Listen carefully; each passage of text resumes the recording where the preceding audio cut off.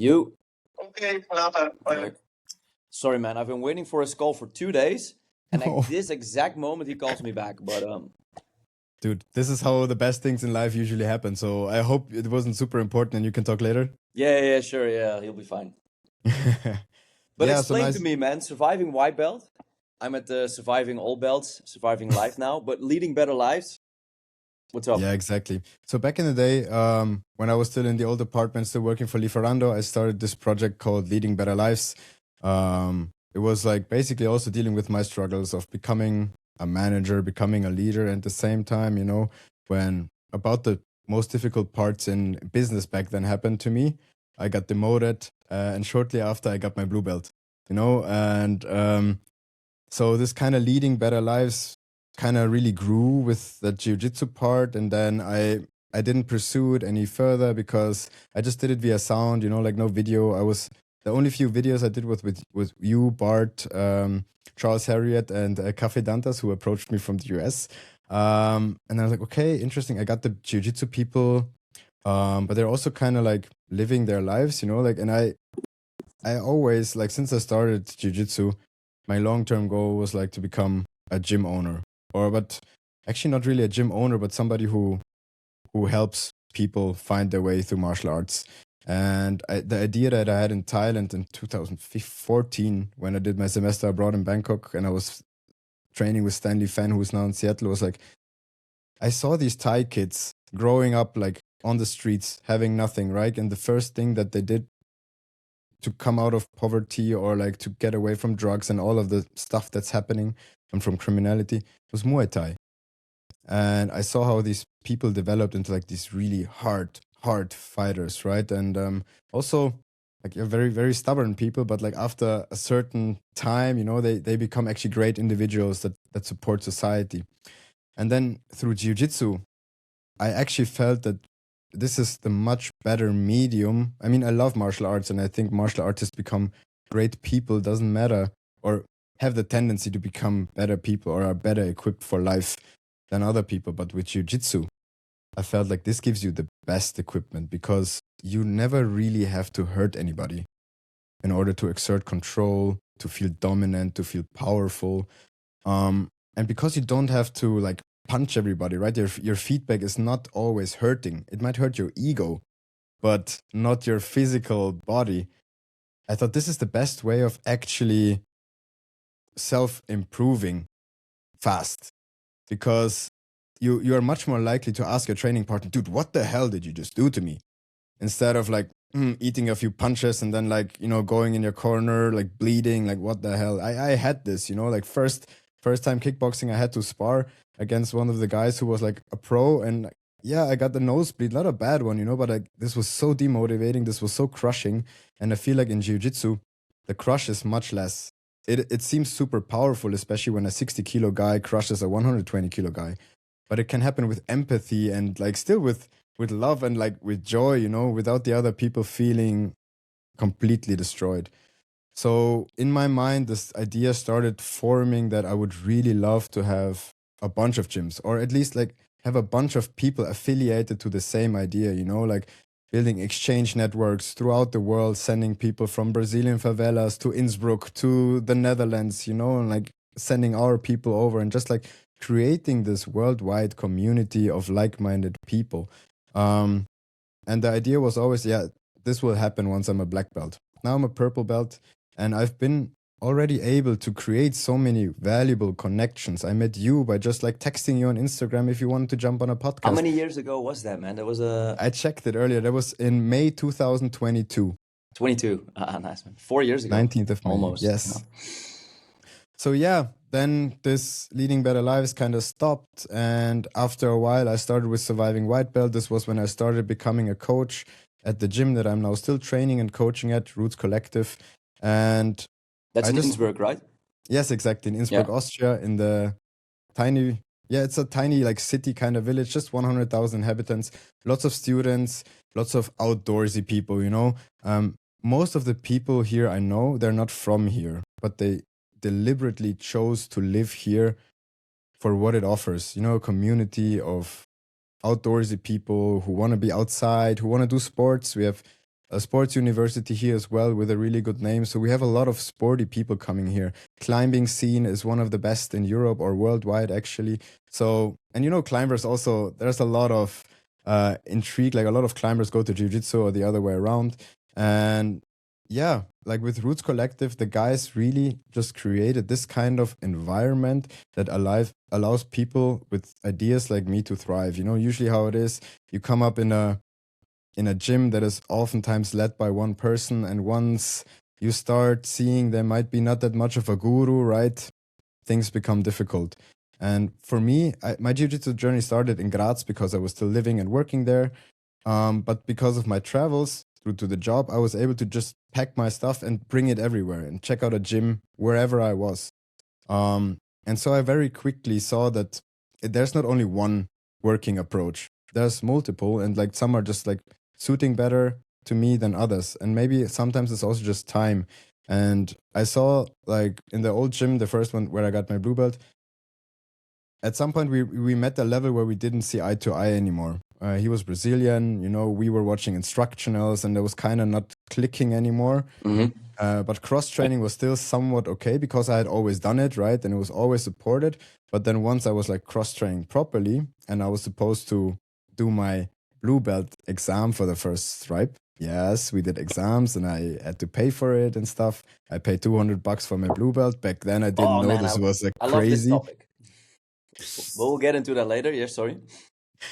So yeah, my friend who I was working on instructional with, we had privileges. We were able to get into the gym earlier and do our stuff. But at some point, like these privileges got less and less. And the classes that I attended became less and less valuable to me. So I started to train at the other gym that my training partner went to. And then my old teacher was like, yeah, well, I'm doing videos now on the belt preparation, sending them to my master in Japan, who's like half Brazilian, half Japanese. And like a few weeks later, he comes and tells me, yeah, Marco, I have to tell you, you cannot do your belt exam because you're training at another gym. And my master has seen you're using different techniques and you can still train with us, but you cannot wear our flag on competitions and you cannot be promoted by us. And that was me like, wow. I was one of the guys. Yeah, you know the word? We are the Creonte. Like Roots Collective is a bunch of Creontes who had similar experiences as me. And this is what makes the community so valuable today, nowadays, because no knowledge is off limits. Every input, every feedback is accepted and everybody gets their chance to involve and actually create something themselves.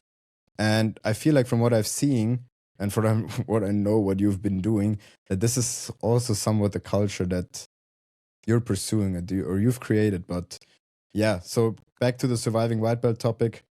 I did another podcast that was purely jiu-jitsu focused, but now in March, I got fired, like completely spontaneously. I was director of operations for a startup here in Innsbruck and started with a team of 15. At the end, I had a team of 60. Was still earning less money than on my previous job because, you know, imposter syndrome, like new job, tourism industry. Basically, I put myself down. And then once I was asking for more money and like we had it lined up, I got all my performance bonuses paid out after the season. Like 2 weeks, like I just got shit, you know, from the best feedback and performance review ever to the worst. I was like, okay, something's going wrong. And I was starting to talk to my colleagues in their one-on-one meetings, like, hey, this is the feedback that I've gotten. Like these are from December and this is from now. Have I really been becoming that worse? And like everybody's like, no, that's weird. And like 2 weeks later, the boss gives me a spontaneous appointment. The other two bosses come in. I was the only director directly under the founders.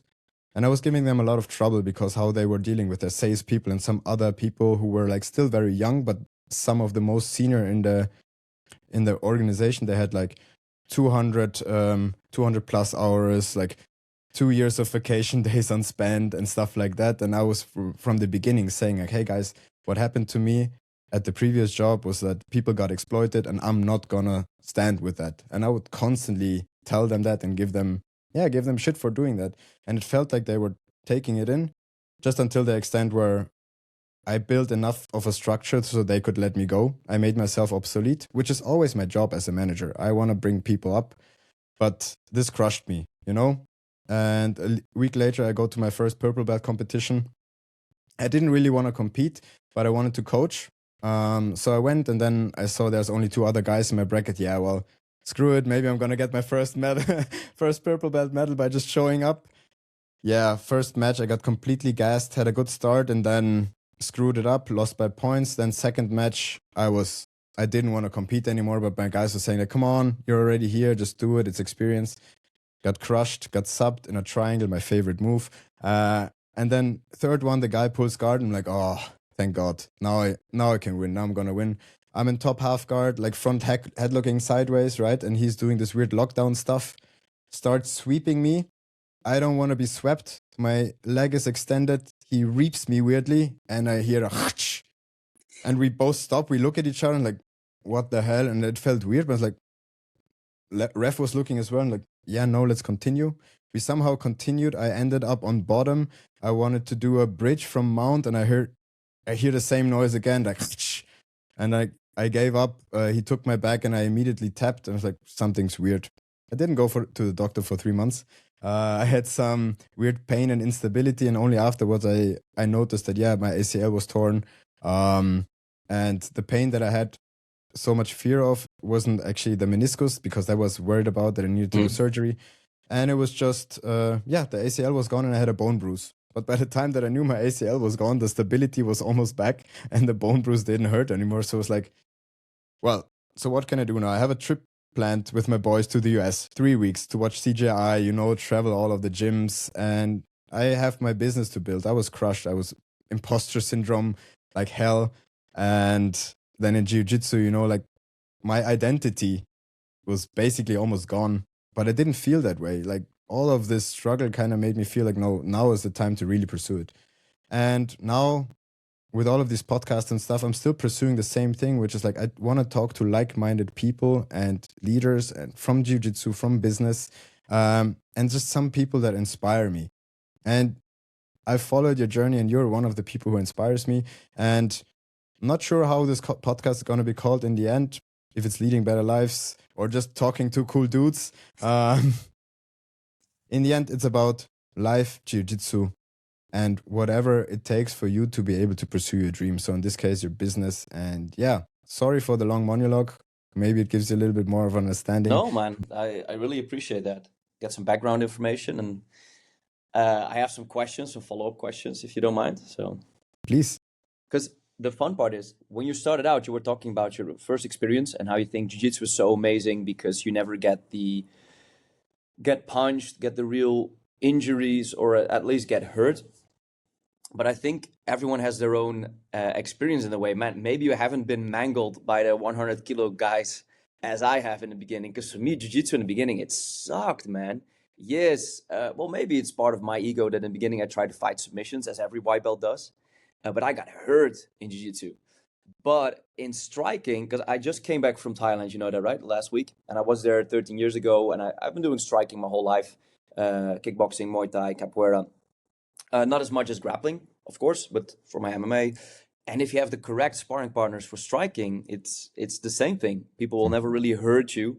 So this is really interesting. I agree with you, because I think in the end, and now with the 15 years of martial arts experience I have, I think grappling is the softer way you can control someone and whatever. And I agree with the sparring part, especially here. Some people with kickboxing are so how do you say, so strong, but not only strong, so active that you really get hurt in first training classes.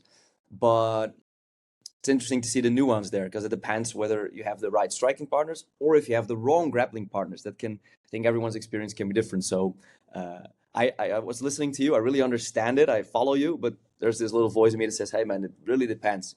Because I was just training in Thailand, and a lot of people there were sparring super chill, super light, and they could show they could take you just placing some punches, but they didn't put power in them or no strength in them. So you knew you were getting hit on the face, the solar plexus, the liver, but you didn't start vomiting on the ground. And with grappling, of course, you don't get hurt physically that much, but the impairment of someone pinning you down and leaving you no option to escape, that claustrophobic feeling which you get as a white belt, that's also very confrontating. But I think it's interesting when you see how you experience striking and grappling.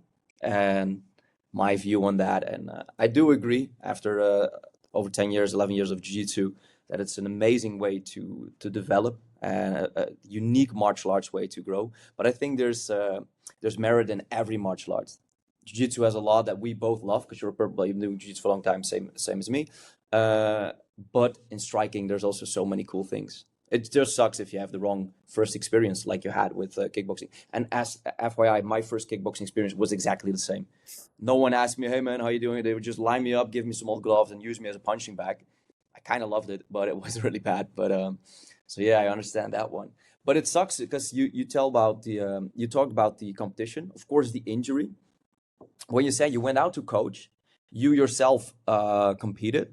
And I'm curious to know, because I've also competed and coached and did everything in between. What doing that competition, losing, getting injured, how does that make you a better coach? Do you think that really improves the way you understand athletes the next time you coach? Because you've been through that yourself. Whoa. So first of all, there's a bunch of things that I would still like to do, to add to the striking part, because recently I would say I met the love of my life, and she's actually a Muay Thai fighter since 7 years and started grappling in Yeah, I April, saw May. it. Yeah, you had a picture of her somewhere with a mouth guard or something in Yeah, your video. yeah, I actually saw it. exactly. Yeah, cool. That just happened recently at the old club where she's still training, and she just sent me this photo. Like, yeah, a bunch of dudes just couldn't take it. You know, like the ego took over. They had face like the face. How do you call it? Like the headgear on. Yeah, sure. So sometimes it gives people the confidence that they can punch stronger. And Barbie, she's really good. Like, she's incredibly technical, and she has a mean overhand right, and everybody just eats it after a normal jab, you know. And yeah, of course, like, especially if you're being punched by a girl, right? Sometimes the ego comes out, and this is where I'm going back to what you're saying. Like, it's absolutely individual and really depends on the experiences that you make, what kind of forms you, right, or informs your further martial arts career. But then my question to you is, what makes a good training partner for both striking and jiu-jitsu in the beginning? Like, is it that, like, the skill gap is an issue, that, you know, like, in striking it's easier to hit somebody, like, or to create some sort of control by landing punches, than it is with jiu-jitsu, because there's just, you know, in striking, if somebody lands a good punch, it doesn't have to be necessarily the cleanest, but it can just be a strong punch, right? In Yeah. jiu-jitsu, after a while, if somebody just tries to rip a fast armbar, I'm just lying inside turtle, facing towards them, and I'm coming back up because I know what they're doing, right? Like, I see stuff happening when they don't have control that I would now compare it to, like, a proper strong punch, or like a haymaker, right? Like throwing that quick armbar, like spinning around on the body and just like, losing it. The haymaker can still hit. The armbar can also still hit, but if you anticipate it, it won't. So what makes a good training partner Well, in the beginning? first up, what you say is true. I often tell people you can get a lucky punch. You know the term, a lucky punch, but you cannot get a lucky inverted triangle. It just doesn't happen. You don't accidentally omoplata someone or burrata plata. But you think, from your perspective as a grappler with a lot of grappling experience, and if I may fill in and correct me if I'm wrong, small striking experience, someone that's really good in striking. I have some friends that are professional kickboxers. I train a lot with them. They have the same control over that striking as we do in grappling. I know you're doing an armbar before you even know you're doing an armbar, but they have the same thing with punches, kicks, etc. Of course, someone who's untrained can still hit a good trained kickboxer accidentally, or like a lucky punch, or just punch and be strong. And I think weight matters a lot more than in jiu-jitsu. And if I'm more experienced in jiu-jitsu, you cannot just get a lucky omoplata if you're a beginner. So that goes with that. But your question was, what makes a good training partner? And I think that depends on the phase that you are in. Because what is considered good? Imagine I'm just getting started. I think a good training partner would be someone who gives me confidence, who lets me work, who gives me some tips and some advice. If I'm a blue belt, or even white, purple, it doesn't matter, but let's just take an example. If I'm a blue belt that's really competitive, I'm working to a competition, a good training partner for me is not someone who's nice, who gives me tips and who lets me work. A good training partner is someone who points out my exact mistakes, beats the hell out of me, and makes me better for my next competition, not only stamina wise. And the perfect training partner would have both, because they're like buttons you have to twist. Like, sometimes it's good to let people work, and not just fight to the death. And sometimes it's good to have some heavier rounds. We do this a lot in my gym, where we force positional rounds. We force people to go with higher levels, lower levels. There's so many.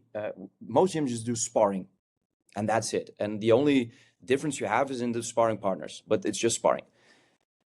Come back to that, and you can find different ways to spar with different partners and with different intensities. You can have longer rolls, shorter rolls, more focus on competition, more positional, more ecologic, more timing. There's so many variables now, and you get all the knowledge from Instagram, so I'm not going to give it to you. We can all look up the same data and the content, but I think a good training partner has to be decided on who is the other training partner.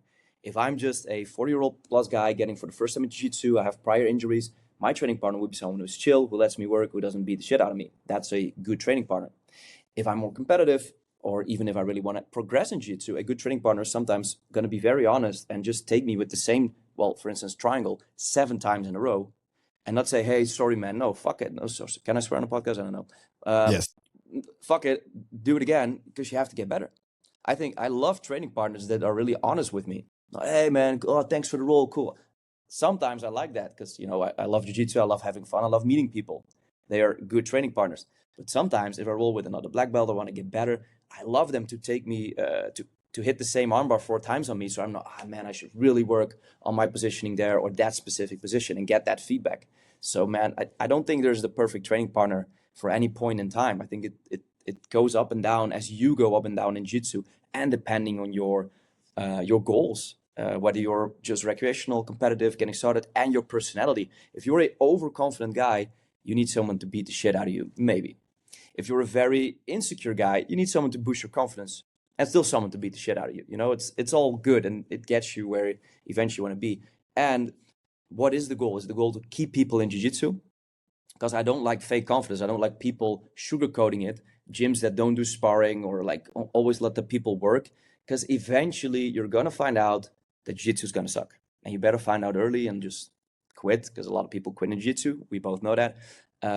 Instead of building a gym to get a lot of members, don't spar, sugarcoat it, get them an online blue belt. You know exactly what I mean. Don't push them for competition. Everyone's free to do what they do, and it's a free world. And a lot of people will never step on a competition mat, but I encourage all my students to at least compete once in their life. And the next step, to compete both in gi and no gi if they train both. And the last one, please compete at every belt, because the difference between a white belt competition and a purple belt competition, it's different. It just is. They don't have to. It's not mandatory. But these are good checks to see if people really want to do jiu-jitsu. But that's a whole different story. Oh, yeah, absolutely. And we're going to come back to how you are trying to create that culture in your gym that allows the people to find the right training partners. But back to your question from earlier, because you closed the loop now. How does competing, like going for coaching and then still competing, affect me as a coach? So I have a friend who's a really good kickboxer, and he's by far one of the best in town, but he still regularly competes because he feels like otherwise he would be an imposter. And I really took that to heart, and I'm not sure how true that is. But since I'm not John Danaher, who I trained with and who I talked to and who I know that he just invests every second of his free time in acquiring knowledge and by watching tape of various kinds of sports and then translating it to his students. And when I talked to him and asked him about ecological approach for beginners, he was just like, okay, why? He's like, well, jiu-jitsu is like a language. For a language, first you need to learn the letters. Then you need to learn the words. Then you can start building sentences, and only then at some point you can start writing poems. I do disagree with him a little bit, because I think you can kind of cultivate that with an ecological mindset as well. But if you have somebody like John Danaher, who is I would call him single source of truth, just naively as I am, just for now, just because of his accolades, he was not the most successful coach, not the most successful athlete in jiu-jitsu. He basically, I don't think if he ever even stepped on the jiu-jitsu mat in competitions, because when he was in New York, he was already banged up from his kickboxing career, and then he was a bouncer. Yeah. Sorry? Yeah, as a bouncer, sorry. Yeah. Exactly. He started as a bouncer, and then somehow he got involved into this blue basement stuff, right? And then he was a philosophy teacher, so his seeking for knowledge was already there. So this is just the medium on how he was able to teach his students, and he became super successful at that. But now with Greg Saunders coming up, and like these other kind of game-based and ecological approaches, and still people coming out very effectively, I think we have to reconsider how we're doing it. The way that Danaher is doing it is because he is just like so super gifted. And he told me, because we were in Roots, we're doing like blocks, like for example 3 weeks, I don't know, Kimura block or half guard block or whatever. And in our fundamentals classes, which is twice a week, we just do one topic per week. So inside passing, for example, and we choose, do we do half guard, knee slide? What did we do last time? Maybe we combine it. And then the next block is something else.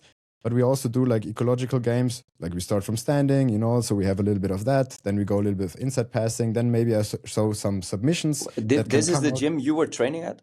That's the gym Run I'm training by the Brazilian at now. who also does blue belt exams. No, this is the gym that I'm training at now. Because that makes sense, because this was not online. Okay, cool. Continue. No, because my coaches were super, super open. And once they opened the gym, after a few months, they already started recruiting their first potential coaches for later on. And Chris, the owner of the gym, one of my 2 black belts, he took me to a seminar to Florence with Prit Mikkelsen and Francesco Fonte from Germany. Yeah, I know these guys. Yeah, of course. Yeah. Nice. Met them. And I'm in a group app with Francesco Fonte on some content. We've been going back and forth a lot in the past years. Yeah. Nice. And of course, it's a very small martial arts community, right? Yeah, man. Especially here in Europe.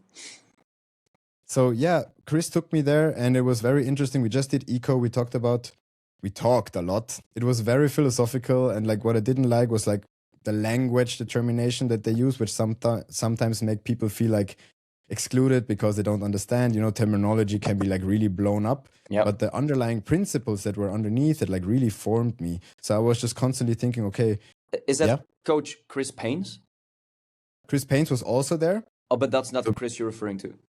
No, my Chris is Chris Steringer. Okay, just to be sure. Yeah. Okay. I will send you a link afterwards. Maybe you can connect, because we're building a newer gym now as well, and maybe you find some synergies to talk about. Cool. So yeah, anyways, the guys were really open about new coaching approaches, and after they introduced us on how they're teaching, and Chris already taught very ecologically, because from early days he was working with Octavio Cuoto. Rachinho, he's known for like the fuck you jiu-jitsu hands. Instead of using frames, he uses shields because he's super small. And he was one of the first guys who showed techniques, but in a very different way.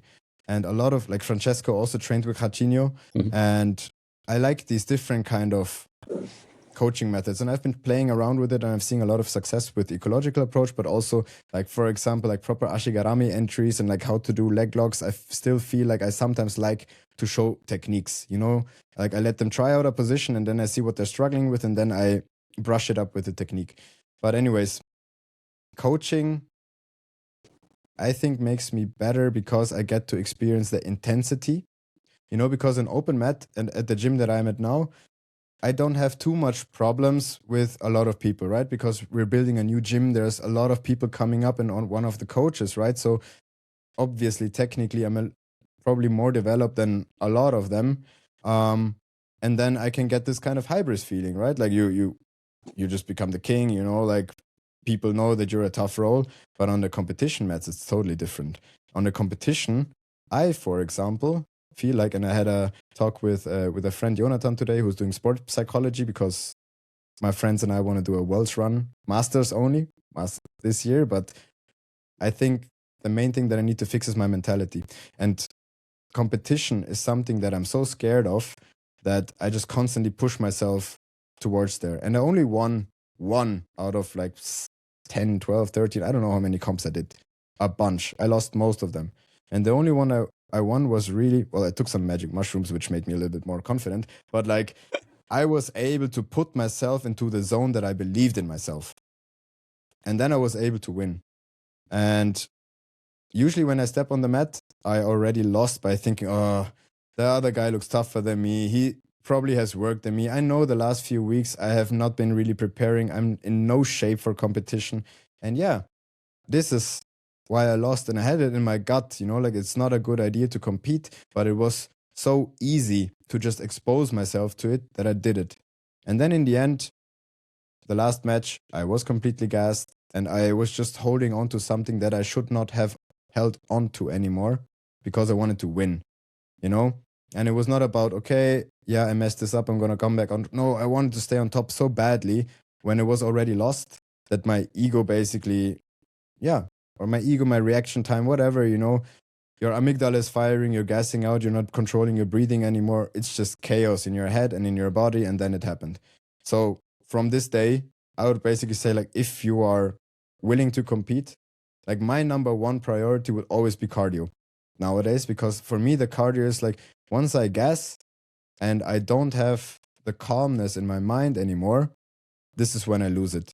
And because I already knew that my cardio was not up to this level, I lost all the matches before I even entered. You know, I might have had a glimpse of hope in the beginning, but then, like, after I got into a bad position, I gave up.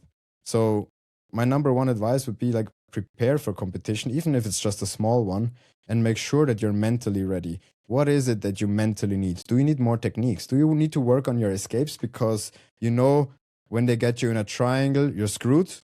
Or is it something where, like, yeah, I just need more cardio because technically I'm good. You know, like, it's super It's hard, man, individual. because I agree with the cardio part, especially in the last weeks before competition. No technique is going to change. You build that foundation through the years, and then you can work your cardio and work your strength conditioning, etc. But on the other side, no matter the cardio you have, it's not going to get you out of a triangle unless you know the proper technique or score a good. Well, depends on the level. For white belts, I see people get away with everything, even up to blue belt with the most shitty takedowns with no setups ever, and it just works. But people submitting from on top, close guard, I've seen it all.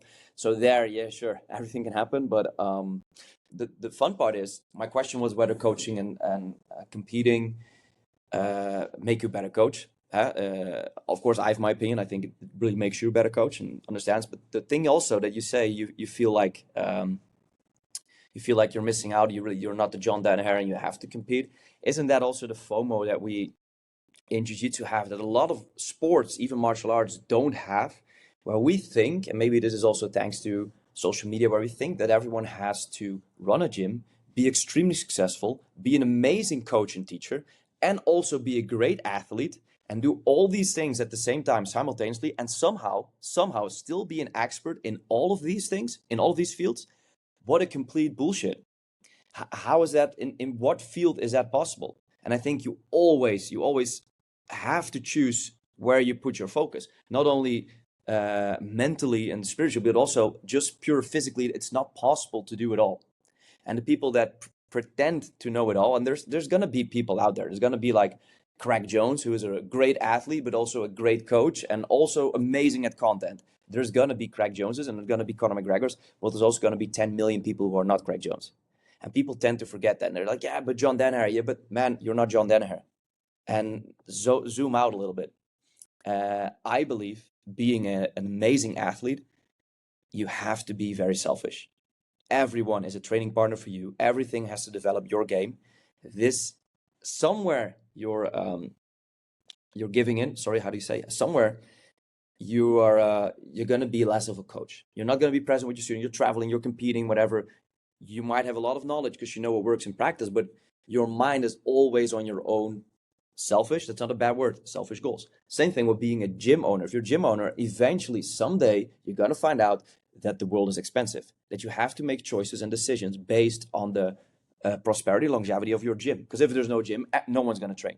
You're going to have to make choices that when you're a jiu-jitsu athlete or hobbyist or training jiu-jitsu, you're going to be like, oh, we can train 24/7 for no money. We're going to have the best mats. And then one day you're going to be the gym owner. You're going to find out, hey, that's kind of tough. And it takes a lot of more, the choice is going to be very hard. And you have to give up a little bit of maybe being liked by people or having a good vibe or community because you know what's better for them in the long run. It's just like being a parent. You can be nice to your kids, or you can be nice to a fucking dog, or as a teacher, but that's not going to make everyone better. Sometimes you have to make the tough decisions.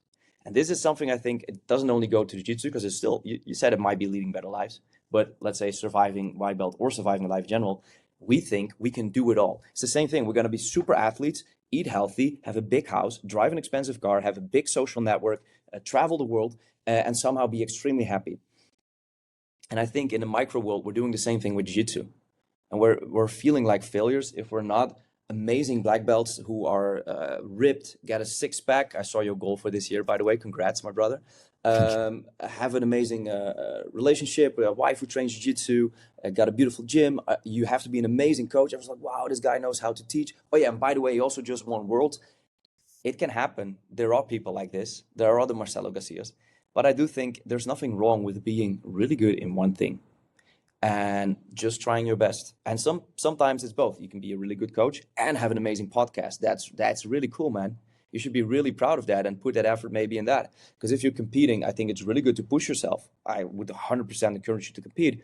But if you're just doing it for the wrong reasons, well, who am I to say anything, by the way, but just getting the conversation started. If you're doing it for the wrong reasons because you think you have a FOMO and people expect that of you, first off, fuck that. And second off, why? It goes the other way around. If you're competing, you think, oh man, I love competing, but I also have to make videos because everyone's TikTok is booming and mine is not. I only have 200 followers. No one cares, man. You do you. And if competing makes you very happy, you travel the world and you meet new people, you cross-train at every gym, and that is what you do, don't get the FOMO of, oh man, I have to start my own gym someday. And I've met a lot of people who are really good in jiu-jitsu, but should never have been a teacher. And I'm no one to say that, but I actually studied to be a teacher, so I know a little bit about teaching philosophy, and I run several gyms. Some people should not teach, man. Because in jiu-jitsu, we kind of made this agreement that you get a purple belt, a brown belt, or better yet, a black belt, and somehow now you're fit to teach. Who decided that? Here you go, man. You're good at jiu-jitsu, you know the sport. Now you're also qualified to be a teacher. In what sport do we do that, Otherwise, then your experience, that doesn't make you a good teacher. That's something completely different. And the other way around. Oh, now I'm a good teacher. I studied to be a teacher. That doesn't make you good in jiu-jitsu.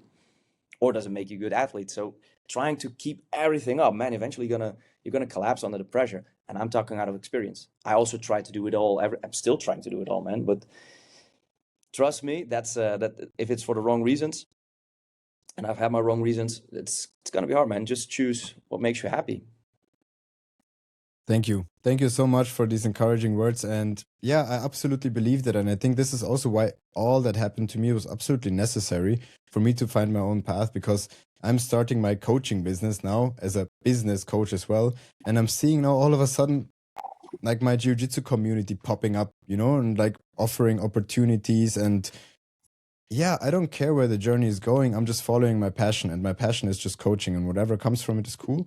And the reason I want to do this Worlds run is, yes, because I wanted to prove something to myself, but at the same time, I want to do it with my friends. So I got a few of my friends on board so that we can do it together. And I'm using the resources that I got throughout my journey and now try to bring them so we can all work with that. And one point that I wanted to mention, we had a discussion with my coaches and my friends yesterday about the selfishness aspect of athletes. And I was arguing that the best guys in the world are not that selfish. Yes, they are selfish, but I think it's altruistic selfishness. This year only, I trained with Shea Montagu, who became the Rooster World Champion. I trained with Marcos Gomez, who became the Light Feather World Champion, so my weight class. I trained with Cole Abate, middleweight champion. And I trained with Pawel Jaworski, who basically killed everybody. And I don't know Marcus and Cole so well. I was just training with them at their respective classes, once at AOJ this year, and they were super, super nice. And it was just incredible, like they were definitely focused, and they know how to talk. When you're from AOJ, they have been briefed. They are properly vetted to running classes, to selling people, it's amazing what they did. The communication is flawless. But you still see kindness in it. And that was Shay is also super, super nice. Shay is just a very relaxed guy, in my opinion. He makes everything super easy, he's not very philosophical about that stuff, but he really makes it super easy for him. I asked him hey, if I want to win worlds, master belt purple, what should I do? And I was outside passing would be my thing. He's yeah, outside passing is OP. Do that. And it's what else do I need to do? Well, the best in the world are good at two things mostly: staying on top and coming out on top. And it's just once you can combine that, once you can come out on top from everywhere and stay on top, this can win you the world. It doesn't matter if it's it can be a boring fight, right? Especially in the geese, it's all about advantages. Once you're on top, you might never get back. But yeah, so he really simplified it. And with Pawel, he was all about his team. Gorilla in Poland, and Mateusz Szczeciński, and Kamil Wilk basically being his like leglock fathers, and like he was all about how the team got him there. He was just randomly there early enough and put in the work.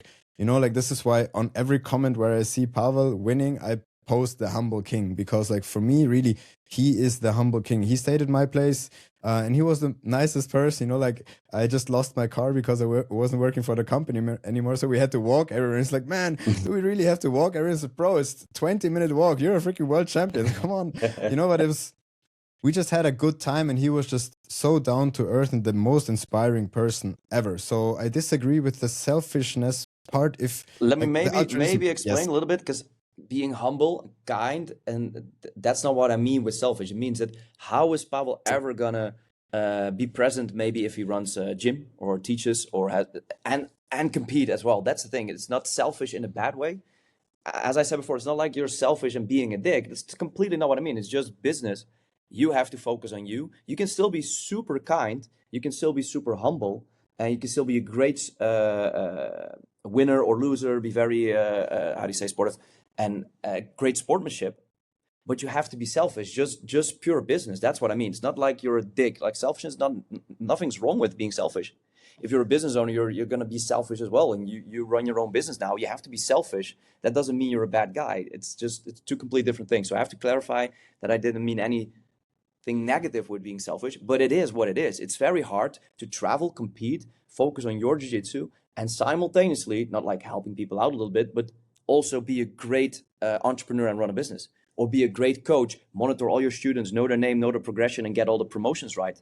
That's nearly impossible. You can only be at one place at a time. That's the thing I was kind of going towards with selfishness. So sorry if you got that wrong or if I didn't explain it correctly, but do you see what I mean now? It's perfect. And that's exactly what I was hoping that we would come to, because like now I'm also at this path where I'm creating my own business, right? And all of a sudden I have to ask for people to pay for my advice that I usually in the past have been giving out freely, and everybody was the most grateful. But once you ask for a steep pay, you're like, oh no, or you're delusional. Like that doesn't work. Like, wow, okay. Yeah. And I lost a few friends on the way doing that, but it also is a little bit of a filter, like the self-worth discussion. And we had that last time talking almost 4 years ago. I know we talked about the imposter syndrome a lot. We talked about teaching, you and your teaching background, and the imposter syndrome. And you brought it up again with the FOMO, I feel like a little bit, because I feel it's the same thing. Self-worth, FOMO, imposter syndrome. It's all about, if I don't do that, who am I? Or like, what am I worth? I don't know. All Like, rooted in insecurity and doubt and self-doubt, which is so hard to convince yourself of, especially well, the way you see yourself or your self-esteem. And also, man, just remember this: if you ever want to find out who your true friends are, start a business. That's the easiest filter ever. And a lot of friends are going to be like, hey man, you can let me train for free, you're my friend. Or the true friend's going to be like, no man, I'm going to pay, and I'm going to give you a fucking a tip because you're my friend. And this goes both ways. I have so many people, so many of my friends have a business, and they offer. A friend of mine had a restaurant. He said, yeah man, you can eat it for free. I don't want to eat it for free. I want to come to your restaurant. I want to pay. I'm going to give you a fucking tip because you are my friend. You have a business. And you will find out very quickly the true colors of people once you start running a business and start asking money for things. In the beginning, you're going to be like, yeah, man, you do you, and it's very good. But as soon as they have to pay, they're like, yeah, but and it's not as bad, but you're going to also find out, and I mean this in a positive way, because I found out a lot of beautiful things about people. The support I got from my community, my students, my friends, I could never, ever have fathomed that would be possible. So supportive. And when I built the gym, that's a big story on how that went. I found out a lot of people were really there to support, and that's something I will never forget. That's why the tie with a lot of the connection I have with some people in my gym are so strong. The community is so strong because these people have been there for me during COVID, when I was running a gym and I couldn't teach, during the renovation of my gym, during everything we've been through as a team. So when you open a business, when you start running a jiu-jitsu school, whatever, you're really going to find out some really good friends, and they're going to come from really unexpected corners. That's so funny. I had people who are really close to me who was like, oh, okay, cool, nothing negative, but okay, you say you support it, but that's it. And some people who I thought were just NPCs in my life, like, okay, they don't really feel close to me, who were my biggest supporters in the end. And that's so cool to find out. And I hope you get to experience that as well, man. I'm sure you're gonna do. I sure I will. And having people like you in my network, I actually consider you a friend, even though we only saw each other once in life, but you always thought of me. And yeah, I always thought of you, and like I was happy to see you succeed. And I think we just need more of these kind of people in our lives. Likewise, but now, man. And you saw that, what was it, a few weeks ago with that rash guard project of yours? Man, put your money where your mouth is. You asked me to help, and I think I delivered above your expectations, right? oh, bro, yesterday was we did the bachelor's party where, yeah, just long story short, one of my best friends now, who obviously I also met through jiu-jitsu, he hasn't been in my life for very long, but he's been in my life very strong. And yeah, he just met his love of his life a very short time ago. I think it's less than a year, and they decided to get Married. to move in together, to get cats, to get dog, and like they got their whole furry family first, and they're like, okay, we're gonna do it. And then they had their date set for sometime April, May. But then Gabby, the bride, she got the news that her mom has terminal cancer, and she's probably not gonna make it until April, May. So they wanted to move it up real quick. They managed to get an appointment in January. Just the documentation, just the standesamtliche Hochzeit. Just you go to the What, the standesamtliche Hochzeit, yeah. Standesamtliche Sure. municipality. You get the signature. Yeah. And just because it's not so eventful, but they still wanted to make it eventful, they said like, yeah, well, the idea is we meet, like everybody who's invited, everybody's a jiu-jitsu person. We're going to meet there, and then we're going to have an open mat together. But for that open mat, like we're only going to do it if we get rash guards. And I was like, yes, you will. I know who to ask. And I wasn't sure if you will be able to deliver yourself, but I'm sure that at least you would be able to point me in the direction. And yeah, bro, you were amazing. I think it took less than 3 weeks from us talking, me and Gabi quickly putting out a design, very rudimentary, Cool design, but like by the way. Thank you. That was just me putting her logos, like the runes. You that should she put up a wanted. picture now in the podcast for people watching the pop-up if you have editing skills. But it used to be cool. Yeah. I will definitely do that, and we have the small video. My buddy Ali, who's doing social media for Roots Collective, the gym that I'm training at. He's my roommate, my flatmate. It's just the two of us. We're eating tacos and doing jiu-jitsu all day, and also filming stuff. He did the video, and I'm also gonna post it. And you're definitely gonna be tagged in there because we're so freaking grateful. They were incredibly happy. They have unique rash guards, and each of them is unique as well. So Yanis has his own with his own runes for like his manliness, for his health, for his strength, and Gabi has hers for her womanhood, and both have like women for men and men for women, like on each other's. Yeah. So it's just like cross-referencing, and it's just beautiful. Like it means so much to them. And thank you, Tum, for being able or being even willing to do this. And I still haven't paid you, although the money's gonna coming out soon. Like, but that's gonna be awkward now. Hey, man. We're gonna pause the podcast until the payment's in. No. It's my pleasure, man. This is at the end of the day, man. I've been so obsessed with building my gym, my community, and I was always so driven on my goals. And now the funny part is I found out the things I thought that mattered didn't matter that much, don't matter to me that much. And the things that really mattered are these small things of how we can build community in jiu-jitsu, how I can help. I get messages every day on YouTube and Instagram, people, I don't know why, but being super grateful for my content. We have a 99.6% like ratio. People are very very enthusiastic about what I do, what I share. I travel the world. I get recognized everywhere, from Thailand to Japan to America, from the YouTube, and people are always with a smile. They're like, hey man, you're the YouTube guy. Hey man, I love your YouTube channel. It's always cool. And helping people, like with rash guards, with seminars, sharing content. I teach seminars abroad, and people come there and love it. People visit my gym. I have 5 people text me today from all over the country visiting my gym and rolling. I wasn't there, unfortunately. That's a bit embarrassing, but people travel from other countries. They come, and people love what we do and share. And I get things back. This week I got some amazing Christmas tree decorations with my logo and my name. You saw them on Instagram or not? It's really cool. I had a head coach from I think it's Serbia. I'm so sorry if I don't know, but he's from Momentum BJJ.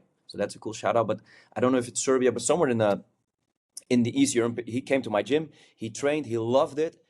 With a student, I said, "Hey man, you're welcome." He's the head coach there, so we rolled. It was really cool. He loved my style. He was even filming my classes, and he said, "I'm gonna give something back to you. I work metal, and I'm gonna give you some gifts." And to be honest, Marco, every time someone says they appreciate me and they're gonna do something back. Usually I don't hear from them, but that's okay. I still keep giving and sharing. But he actually came through. He gave me some amazing decorations for the gym, real steel decorated with Energia logos and my name and everything in it, jiu-jitsu, MMA, and freakingly awesome. And these are the small things that I really love doing and seeing, like how we can share knowledge, train jiu-jitsu, have fun and roll. And at the end of the day, I was always thinking, you should be the best and roll. But now I'm just like, I just want to meet cool people. And one of my great inspirers, I hope he listens to this someday, but Manolis Souganidis from Morto BGG in Greece. He was at my gym this year, and I go to teach there every year in Crete. He told me something once that really stuck with me. We were talking about building the gym and black belts, medals, and all the accolades in jiu-jitsu.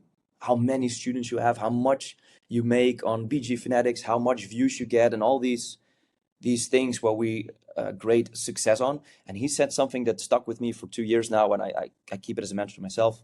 He said, at the end of the day, it doesn't matter. No one's going to remember what you achieved, how many degrees in your black belt, how many medals. People will remember how you made them feel.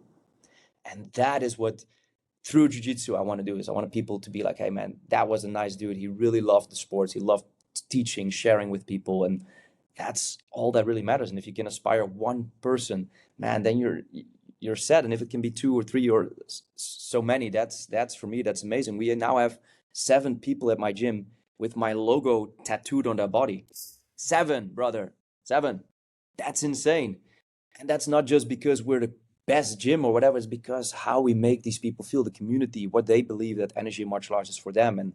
And this comes to me, but like this rash guard or whatever, I give it back to you. And someday you're going to do it for someone else if you can help them. And that's just how I think the snowball effect should keep on accumulating. So I'm really happy that it made you so happy. That makes me happy. Dude, it was the best thing ever. I wrote down some numbers because even after talking for 45 minutes, we still haven't gotten to what we actually wanted to talk about. But we said it was going to be a discussion or like a talk between friends. But let me drop some numbers on you. So Energia Martial Arts on YouTube now has 41.7 thousand subscribers, my friend. You've posted 382 videos. You have 4 instructionals on BJJ Fanatics, Leglocks Unlocked Part 1, Part 2, the active guard system, and now Forever on Top Control, which I'm very curious about. I'll send it to you. Thank you, brother. And yeah, 11.5K followers on YouTube, on Instagram with 1,170 posts. What about TikTok? Have you been doing that? I haven't checked because I don't have an account there. To be honest, first off, I love the numbers, man. Cool that you did some research. And I see these numbers because I check the YouTube, obviously. I get I know these things, but they never really hit. Because for me, it's like, why don't I have 100K subscribers? Why don't I have 100K followers? And this is very toxic because it gets in your head. It's never enough. And this is something that I'm where I am in life thanks to this voice. It always keeps pushing. It's never good enough. That's how you get to black belt and how I got my gym and everything. But sometimes I really want to sit down and be appreciated because I started my YouTube channel with 4 people and my mom, and I never thought more people were watching. And now I have 40,000 people watching, recognize me from over the world. And these are the people subscribed. Mind you, 80% of our watchers is not subscribed. That would mean, quick math, that we have over hundreds of thousands of subscribers if all the people who actually watched would subscribe. So that's crazy. But on your question on TikTok, we do have TikTok, but I don't have TikTok. So quick shout out to Wart, our camera guy, one of the teachers at my gym, and a friend of mine who makes all the content we do. He's on the video sometimes as a uke, but usually he's behind the camera. But he runs the TikTok channel, so he reposts there. I stay clear of that. Why? Because if I get TikTok on my phone, there's going to be no end, man. I'm going to scroll forever, With my ADHD, I should not get TikTok. So I banned the app from my phone out of self-preservation and protection. So yeah, I don't even know how many followers we have on TikTok. I think it's the smallest of all the social media we have. And it's the one I I think there's a lot of future in TikTok because it's getting really big now, but I'm too old, man. I don't know. My main focus is YouTube and BJ Nice. Fanatics, and I'm working on some really cool content projects now, different from BJ Fanatics, but we'll get to that maybe.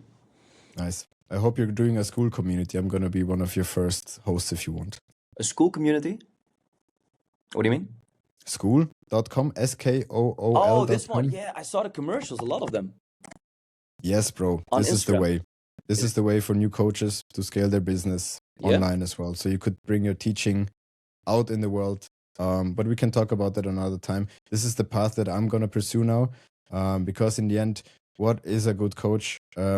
Nobody knows, and everybody just finds their own good coach. But what do you need to be able to be found as a good coach? You need reach. You need to find people, right? You need to put yourself out there. So this is why I'm doing long form content, completely unfiltered, completely transparent, where people can just see who I am. And I am always the same. I'm not playing a role, and Skool does a great job for that. You can do online meetings, and like you can do all sorts of crazy stuff. You could even post all of your instructions there, have people unlock them just by engagement, or just have to pay for them extra within a free community, or also have a community with a high member price. You can do anything there, and I think this is the future of Sharing. coaching, and also of sharing knowledge, and of creating a big transgressive community that has no boundaries and that just binds people by being like-minded. Awesome. Thanks for sharing that, man. Appreciate it. So yeah, very welcome for that. But you wanted to share your story, your deep, amazing story about how your gym happened, how Tum Energia, how all of this stuff happened. Because last time we were tackling you like a prominent guy. Everybody knew you. And I just wanted to know your teaching and everything. But let's get back to Tum a little bit now that your story is somewhat circular and you opened the gym. Maybe give the people a quick run on, don't be quick. Just do it in your own pace. Just let us hear your story. Maybe it's good to get the question back to you. What are the statistics, from the last time we spoke? So let's go back 4 years ago, 2022. I was a purple belt, purple belt. Brown, you were brown belt. Brown belt. I was a brown belt. I was teaching already, right? You were teaching at 3 different schools, bro. Still am. No, 2 at the moment. But yeah, so for people to understand, I think that this goes worldwide. So let's just not take it to the Netherlands or Europe. But usually you teach, and when you start teaching like you do, your coaches see you and they ask you to substitute for a class, help out in a class. Usually you started teaching kids class as a purple belt or even blue belt, whatever.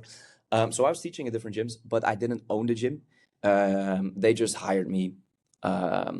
Didn't pay anything. I was washing dishes every weekend a few years ago, and I really wanted to teach more and do my own thing, because the places I was teaching at, they were not jiu-jitsu gyms. They were just martial arts gyms, and jiu-jitsu was just this new thing that I wanted to add to the curriculum, and the owner didn't do jiu-jitsu.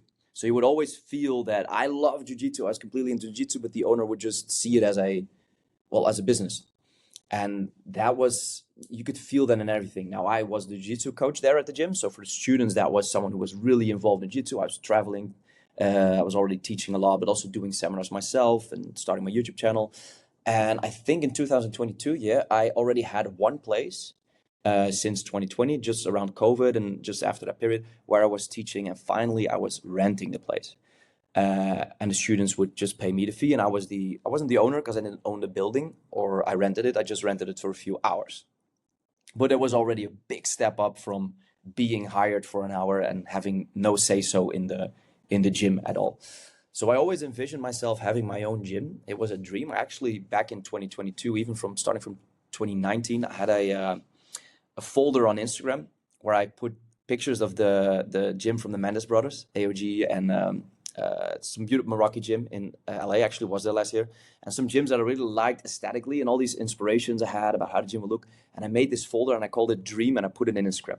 And we just add new stuff to it and always look at it like, man, someday, gonna have my own gym. And turns out that's very hard, especially in the Netherlands where I live, where the rent is extremely high, and you cannot just open a jiu-jitsu gym in the garage. You have to get the permits, and those are very hard to get, my friend. I think it's the same in Innsbruck. I don't know, but you get the point.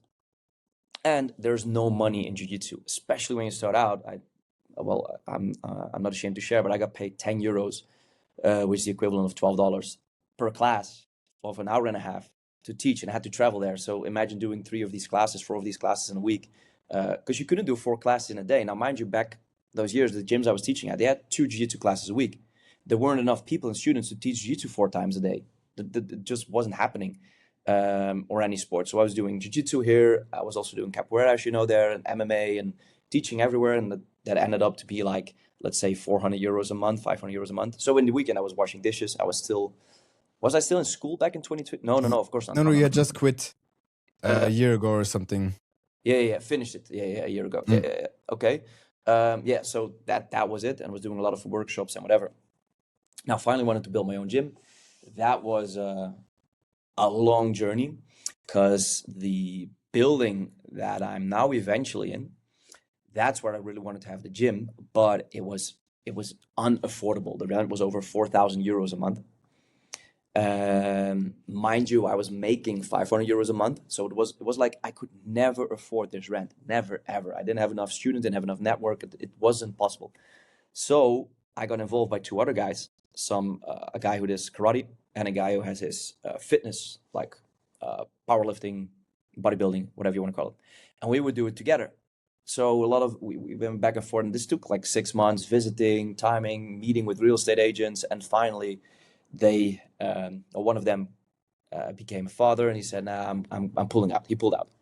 I found 2 new guys, a kung fu guy and a sanda guy, which is like Chinese MMA, and they also pulled out. And man, I went to see so many other buildings, and I couldn't get the permit, I couldn't get the money, and I just when I went to visit for a building, you have to understand, I'm here, a jiu-jitsu coach with no money, saying, "Hey, I want to start my business here," and it was just a crappy garage or a crappy building. But next to me, there were 10 or 20 other people with other business ideas, like starting a bakery or even a psychology practice or whatever. And of course, they got the building. And I don't blame anyone. I would do the same thing. If someone would knock on my door in a tracksuit asking to do jiu-jitsu classes with mats in the building that I'm trying to rent out, yeah, I'd rather rent it out to someone who has a lot of money and a big business. So it's just business, but I always came up short every single time. But stubborn as I am, I just kept going every time. Now finally, I got something going, and I just asked them, "Hey man, is the space that I now have, is it still available?" And they said, "No, unfortunately, we gave it away to, or it has been. We're talking to a party now who is a school for theater,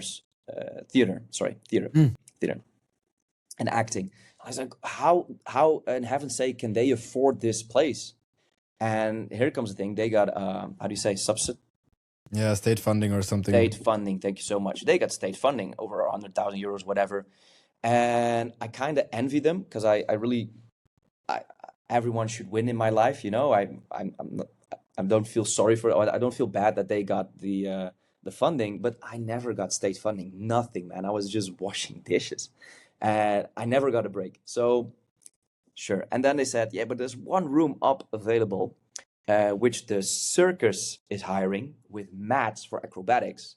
I said, "How does the circus hire it?" Well, same thing, state funding, but they are looking for people to hire the rooms twice a week, just a little bit. So at least you can have your own space. So I called immediately. Turned out to be that one of the owners was an old teacher of mine, and they knew me from capoeira and whatever. So I got in. That was really cool. So I had my first own place, but it still wasn't mine. It was just 2 evenings in the week I could teach my classes, and we had puzzle mats. It was big. It was an amazing location where I wanted it, but it wasn't my own place. I couldn't put my logo on the wall. I couldn't put the mats on. I couldn't put anything jiu-jitsu related in the gym.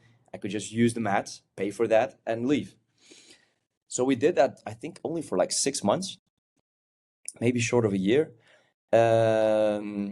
And then things were going really cool.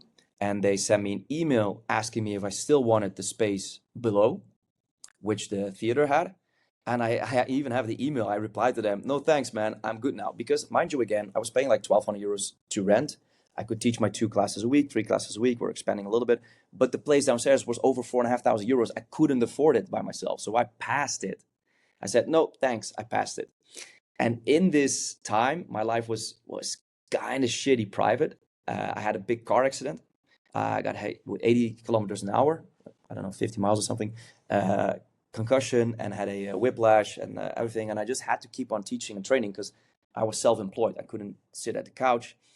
My private life went completely downhill as I got divorced.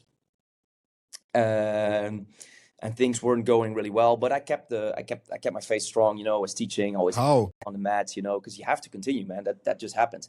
And a few days after I sent the email that I didn't want the space below, I had a meeting with the people from the circus, and things were going great. The gym was full. We had a lot of people. I kept it clean. I was very precise on paying every month, within a week, every time. Everything was correct. So we had a meeting. They said, yeah, we're very happy with you. Everything is good. Pop, pop, pop. And I'm like, okay, cool. I told them at the beginning of the meeting, hey, man, I'm feeling really bad because my private life sucks and I got a car accident. So please don't mind me if I'm a bit grumpy, but it has nothing to do. We're very happy. So they said, like you have with your job where you got fired, they said, yeah, we're very happy about you. Pop, pop, pop. Everything's good. And at the end of the conversation, they said, by the way, in a few months, we're kicking you out. I was like, what? Why? They said, well, we've been working now for a year or two. We had you with your martial arts gym hire here to fill the space, but we now got other parties who also want to rent the space, who fit more within our curriculum. Like they had a circus school, and the new parties, they did like acrobatics or dancing or juggling or things that fitted way better within this circus philosophy, which I understand. Man, if I had a martial arts gym and I had to rent it out to a ballet school to fill in the hours and get some money for the rent, and then some karate school offered to be there or whatever, sure, I understand it, but my whole world collapsed, man. My private life was here. And then they told me, the gym I finally had, they told me, you have to get out, man, in a few months. And there was no hard feelings. They were really happy with me, but they just decided what's better for them, which I completely understand. But meanwhile, my entire life was just killed there. I was like, what do I do with my team, my gym, my dream, which I was just growing, I finally had my own space. My students were building whatever. And I knew if I didn't have a space, everyone would quit. And even if after a year I get a new space, no one will be left, maybe a handful of people would just continue with their lives, which is completely understandable. So this really sucked. So I was really, really down, like rock bottom for like 12 hours. I was like, I'm going to quit jiu-jitsu. I tried everything. I was teaching in 5 cities, and mind you, where I won 22, I was teaching everywhere. It was an hour drive, an hour and a half drive, teaching, washing dishes. I finally got my own space. It was growing, and that got taken away from me whilst I'm in a divorce, whilst my private life sucked, whilst I had a car accident. I was broke. So I was like, oh man, this is, and I knew how long I had to do to find a space. So it wasn't possible within the realm of possibilities that I would find a new space within a few months to relocate all of these people. We had classes with over 40 students already, or 30 students, big classes. It wasn't possible. I needed 100 square feet of mats, 200 square feet of mats at least. It just wasn't possible. So the next morning I woke up and I just flipped the switch.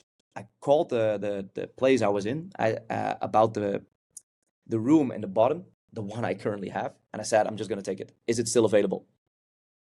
And they said, well, yes, we sent you the email a week ago. It's still available, but it's the same price.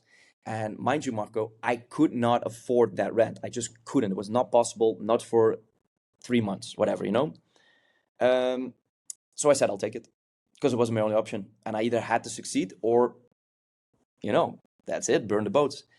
And I finally got the key and I thought, okay, now it's going to be an uphill story. But besides the fact that it was very expensive, it was completely just pure concrete, a basement, no lighting, and I had to invest over 109,000 euros to build the gym. Got the best mats, built the rooms and everything. I planned it to be like 40 or 50,000 euros, which was an insane amount of money back then and still and forever. But I just thought, well, we'll make it do. We'll make it work. We'll find a way. I'll find a way and we'll be fine. But the day I got the key, I remember like the January 4th, it was today. Well, fuck it. Today's the January 4th. That's funny. Like 2-3 years ago, there was a big flood in the city the gym is, and the river overflowed, and my whole gym was just like this layer of water everywhere. Now imagine you want to put mats down, and the water came from the floor because we're below the surface level. And how are you going to keep the water out? It's coming from the floor. It's not like raining down. You cannot. There's nothing to do. So I had all these setbacks, and we built the dressing rooms on plaster walls, you know. Mm.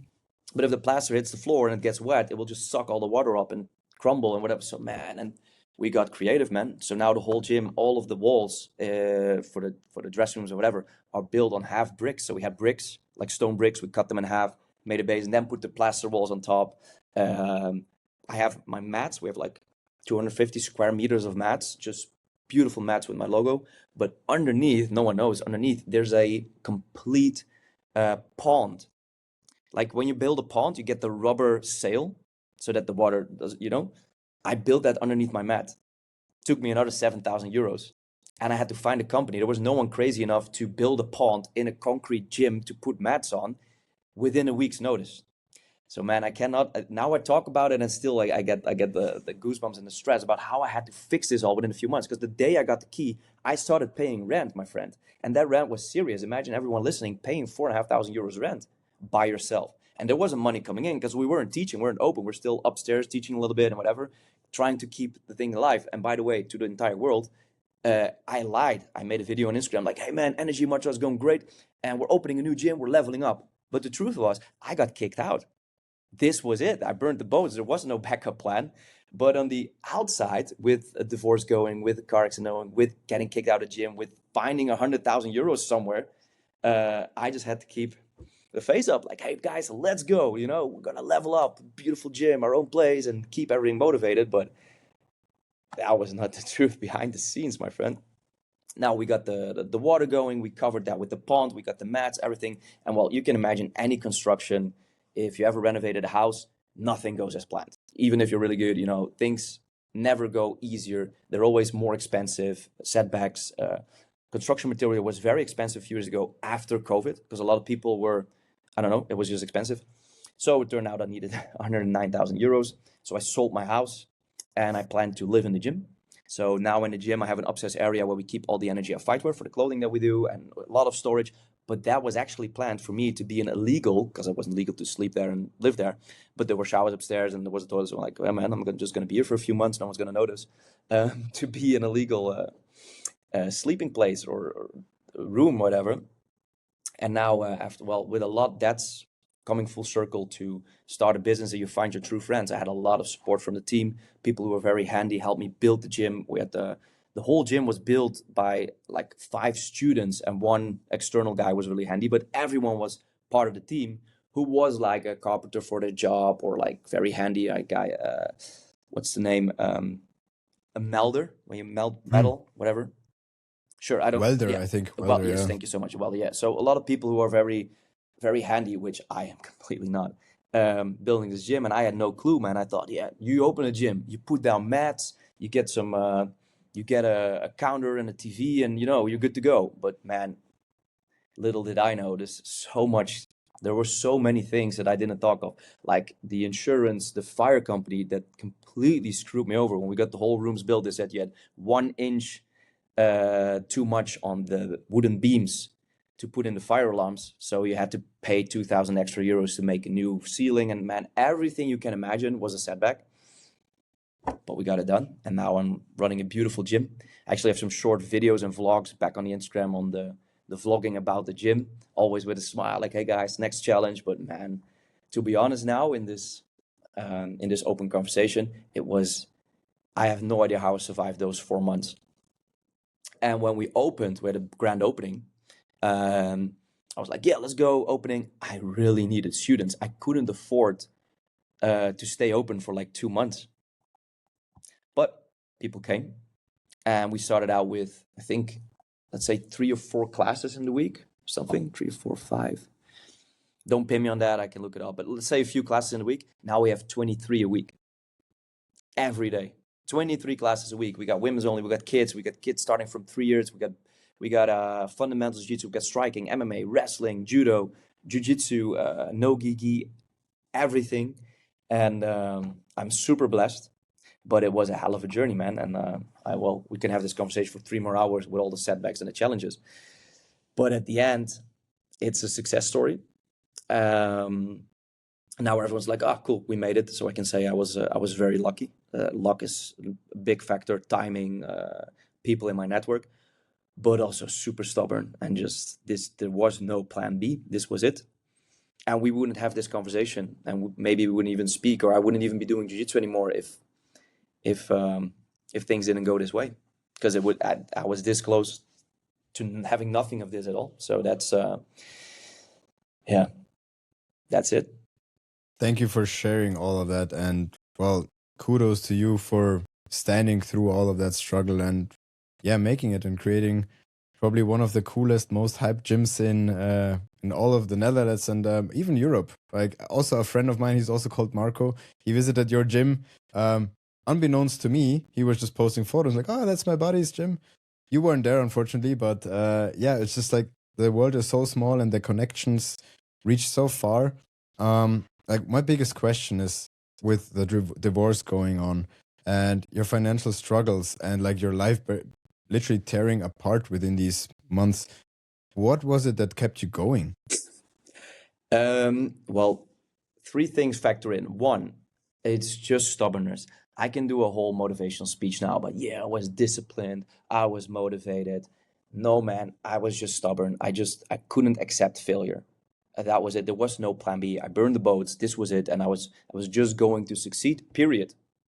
So I really want to say, like, I'm super motivated. I always believed in myself. Man, fuck no, I didn't believe in myself. I doubted myself more than 100 times. I still do. I think everyone does, but I did a lot.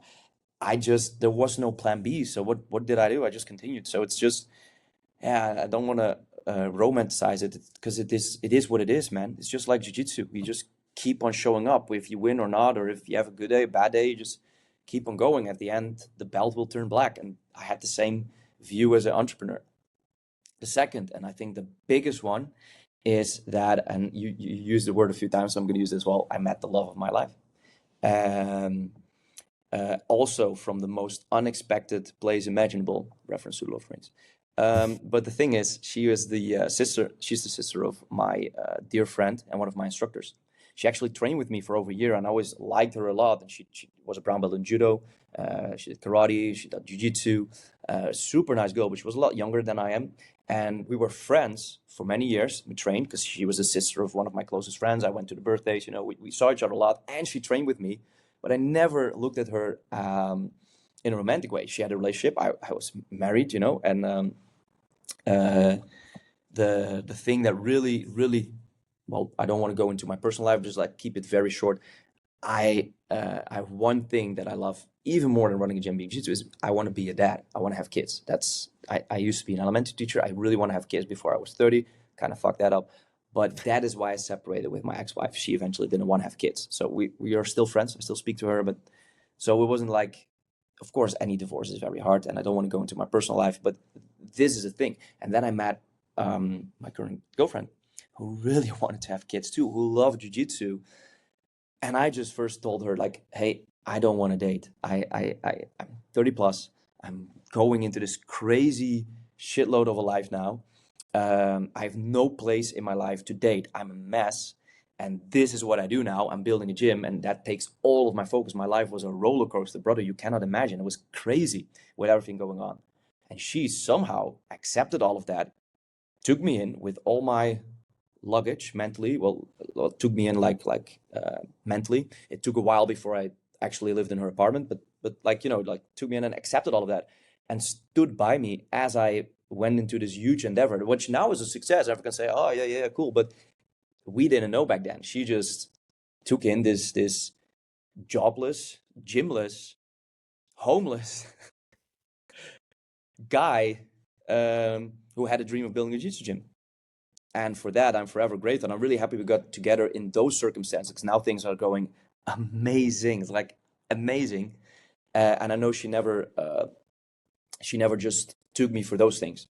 She was there when I had nothing, and that says something. And she stood by my side, like not physically building, but helping out so much in the gym and thinking and sharing. And and she also does jiu-jitsu, so I could spar with her about the ideas I had for the gym. She was there so much, and her family, and that's the second biggest factor. And the third, very short, is my team. That's the thing that took me, man, because at the end of the day, I wasn't doing it for me. If I were doing it for me, I would have quit 10,000 times over. That's why I could never be an amazing athlete just for me, or amazing at school, whatever this was, I had a responsibility. If I don't succeed, none of these guys have a place to train. And I didn't have the ego that they would have another place to train. It wasn't ego, it was just, or pride. It was just more like responsibility. Like, I gotta succeed, because otherwise all these other people don't have a place to train, to teach, because already some guys were helping me out in teaching, and we won't have this thing that I promised everyone, because they were looking up to me. I said we have a team from the first place we were teaching to the second to the third to finally our own gym, and I always kept this carrot in front of everyone, like, one day we're gonna have our own gym, one day we're gonna have our gym, and they kept me accountable, but they supported me more than I could ever imagine. So those factors all together made for a perfect mix to just do it. Thank you so much for sharing the story, and definitely gonna make my girlfriend watch this one, because I feel like there's a lot of similarities, and it's so beautiful to hear how it can look like a few years from now. So thank you so much for being honest and like sharing your toughest times. I think a lot of people will take inspiration from that, especially considering like how you said you're always having the smile and you're always making a good face, even if the situation was dire and looked hopeless. And I think you earlier on said like you get such good feedbacks for your YouTube and for all the content that you're doing. And I think one of the main aspects there is you always smile. And you also said like you remember how people make you feel good. And I think within your short instruction, I was like, you can make somebody feel so good in such a quick time, because your instructions are all about efficiently showing quickly and like, you know, like showing practicable moves without wanting to hear you speak so much. You know, like some people like really like to elaborate and blah, blah, blah, but you cut straight to the chase and you always make it fun. So, and I think, and you know for sure as well, how we learn best is when we have fun.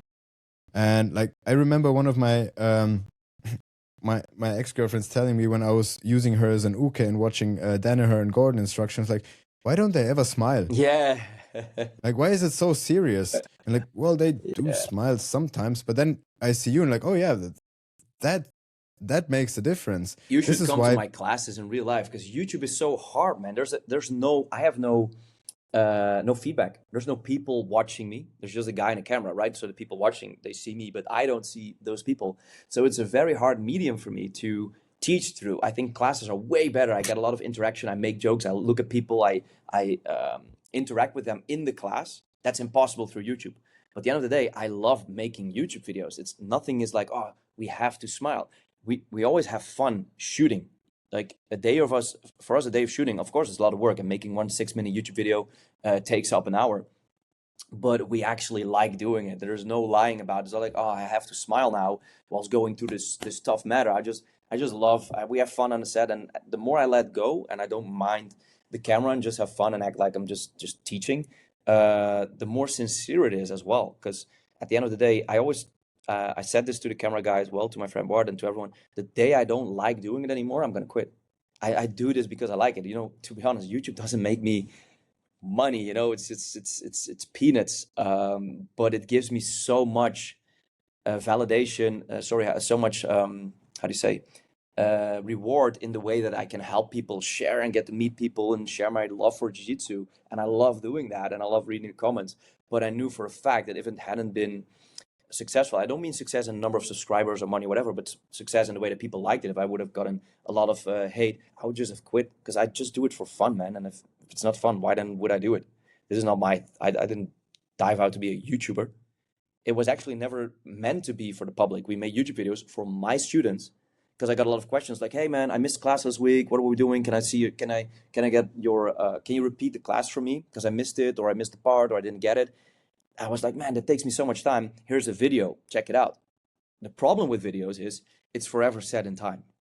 There is not, for everyone watching my YouTube channel, there's not a single video out there that I can rewatch, because I hate watching myself. That's very ironic. But also not a single video where I'm like, oh man, do I do it like that? Now I use this grip, now I use this. Which sucks, because you cannot just change the video and do this different entry or positioning or different control or grip, because the video is forever set in time. If I look back a video from last week, I even have improvements, let alone a video from 2 years ago, 3 years ago. But it's also amazing feedback for myself, because when I teach a topic, my students even say, hey, it's different than we did it last time. Yeah, that means I'm improving too. So that's good. I'm at least evolving. It shouldn't always be improving. Maybe when you change grips, it's not for the better, or when you change something, but let's keep that in the middle. But where was it going? Well, I just love teaching, and you see me smile on YouTube because I have fun. Same thing with this podcast, brother. We're here for an hour and a half on a Sunday. I could do a million things right now. I have so many things to do as a business owner with 3 businesses and whatever, but I love being here with you in a conversation.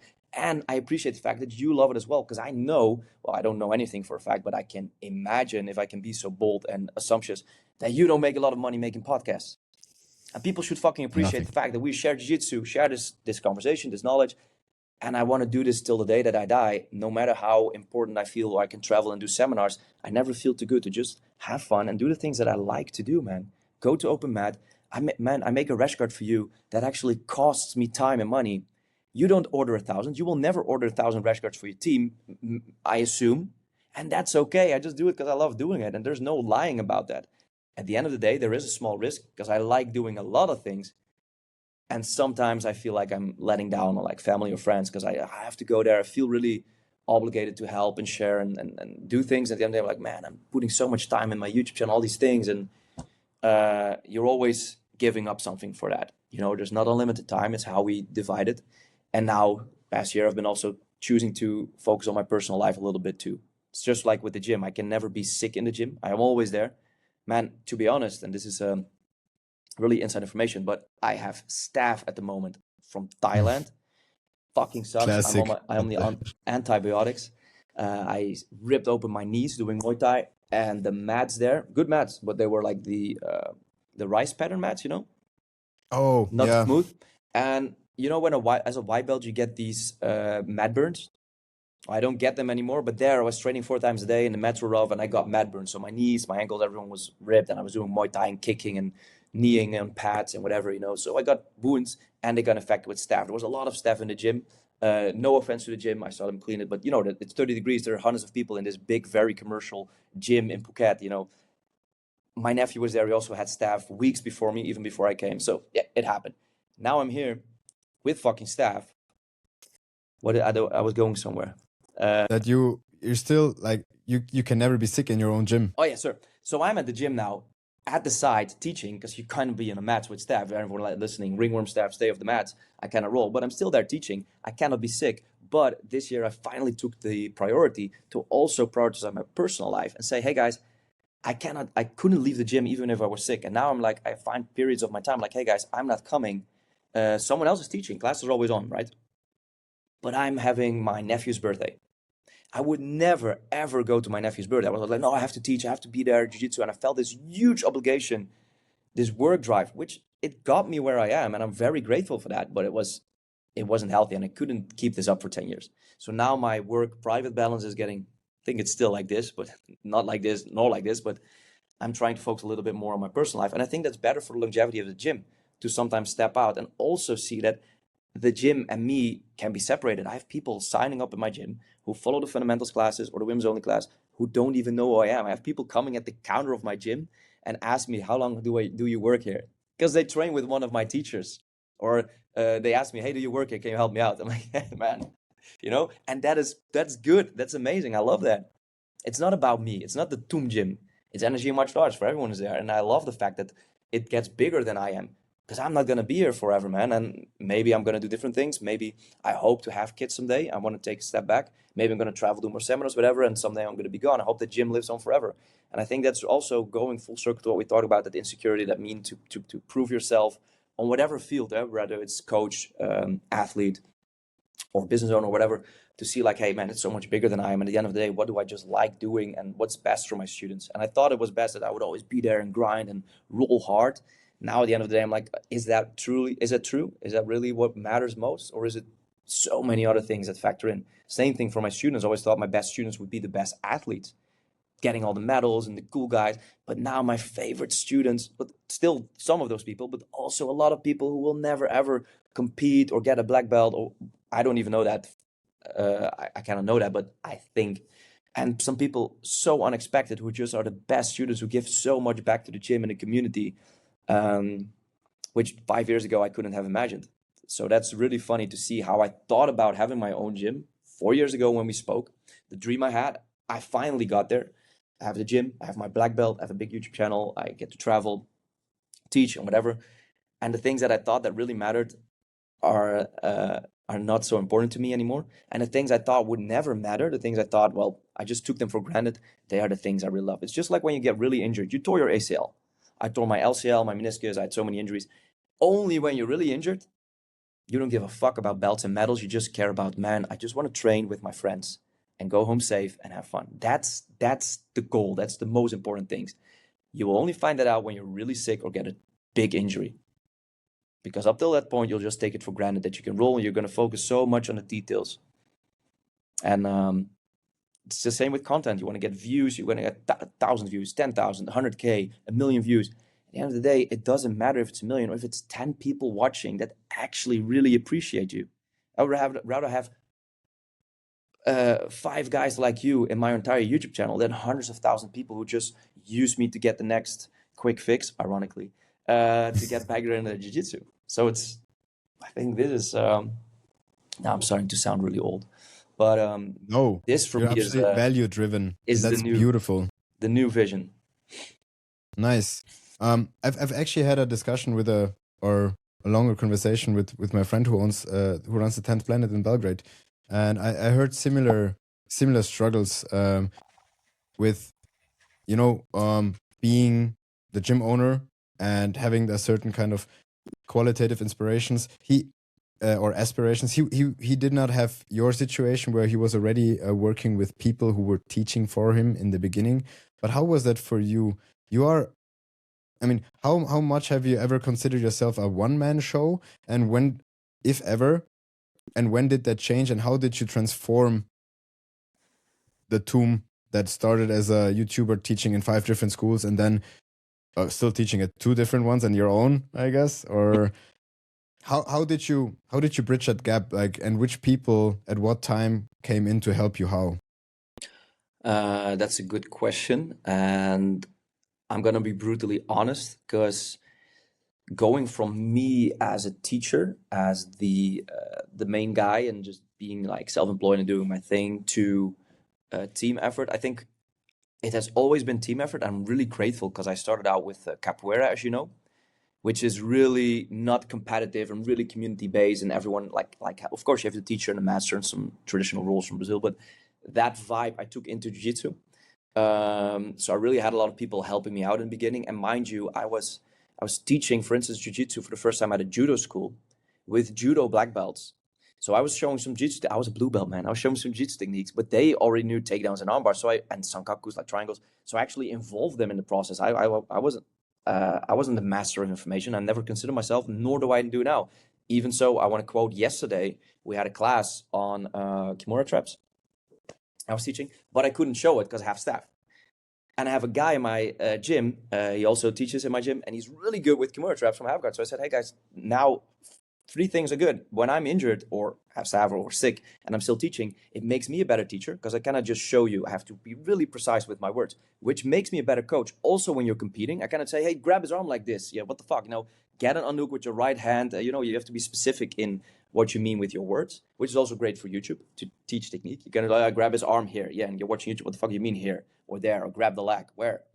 So I see my impairment now, or my injury, as something positive. But also I told them, hey guys, this is amazing because now I'm injured. We can benefit more from Lex, or that guy who can share his knowledge because he's really good with kimura traps. And it's not about me. It's not my show. I have to know the right people in my team. I have the national judo champ, black belts, this year and the year prior. He's in my team. So yeah, if we're doing takedowns, who am I to teach you a foot sweep? Get over here, man. You're the fucking national champ of judo and you're a blue belt in jiu-jitsu, so you know how to convert it to jiu-jitsu. Help me out, So I've always done this and involved people in the process because for me, results matter. The class had to be good. I'm autistic enough to do jiu-jitsu, as we all are. So it had to be good enough, perfectionistic enough that the technique should be good. And it's not about me sharing technique, it's about the technique, and everyone or everything I can involve in that. Or sometimes people ask me technique. Of course, I would send them my videos nowadays from YouTube, but I send them different videos as well from John Danaher or anyone else who I know does it way better than I do. If someone asks me about butterfly guard, man, I'm gonna give them a Marcelo Garcia, sure, Marcelo Garcia, of course, but maybe Adam Warsinski video. And if someone asks me about shotgun armbars, here's Mateusz Jasinski, So this I have always had, but the practical filling of the classes that happened after a few years. Of course, you get sick sometimes. You ask one of the blue or purple belts to cover the class. I don't really consider that full-time teaching. But it started out in the city we're now in, Nijmegen, the oldest city in Netherlands, where we were at the circus with fundamentals class. But the hard part is, once you ask someone to start teaching class for you, one, it has to be through your vision and philosophy, while still having them be their own coach. So for instance, you're a purple belt. I'm asking you, hey man, can you teach the fundamentals class? Our vision at Energia Martial Arts is like help people, how we teach, how we evolve. It's not like, okay guys, run rounds, do burpees, and here's an armbar. That's not what we do. So you have to be in line with that vision. I assume you are, because imagine you're my purple belt student. You've trained under me for 5 years, so you're on my vision anyway. But still, you be you, and even better than me. Even evolve that vision, like take things that I don't do. You have to teach like I do. Who am I? I mean, I want you to be way better than I am. So that's really good. You have to put your ego aside and look at what's best for your students. But there's still going to be FOMO or ego of losing control. Because I built my whole life to build a team and a jiu-jitsu. What if they like the new teacher better?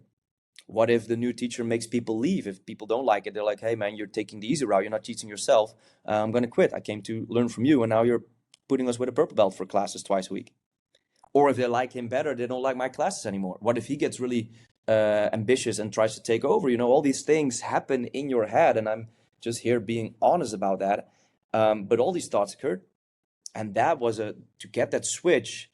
It was like getting into a pool. First you dip your toe, then you put your ankle through. Okay, so I had one guy doing one morning class. It was a good success, good. Okay, did a second. Then I involved another person who I knew could teach with that philosophy and was available, because consistency also matters. If I say, hey guys, we have a morning class now, and the teacher quits after 2 weeks, that reflects on me and my gym. That cannot happen. But I can't control what people do with their lives. So all these things, you start having to let go of the ropes, and that's scary as fuck, man. But it's the necessary step to grow.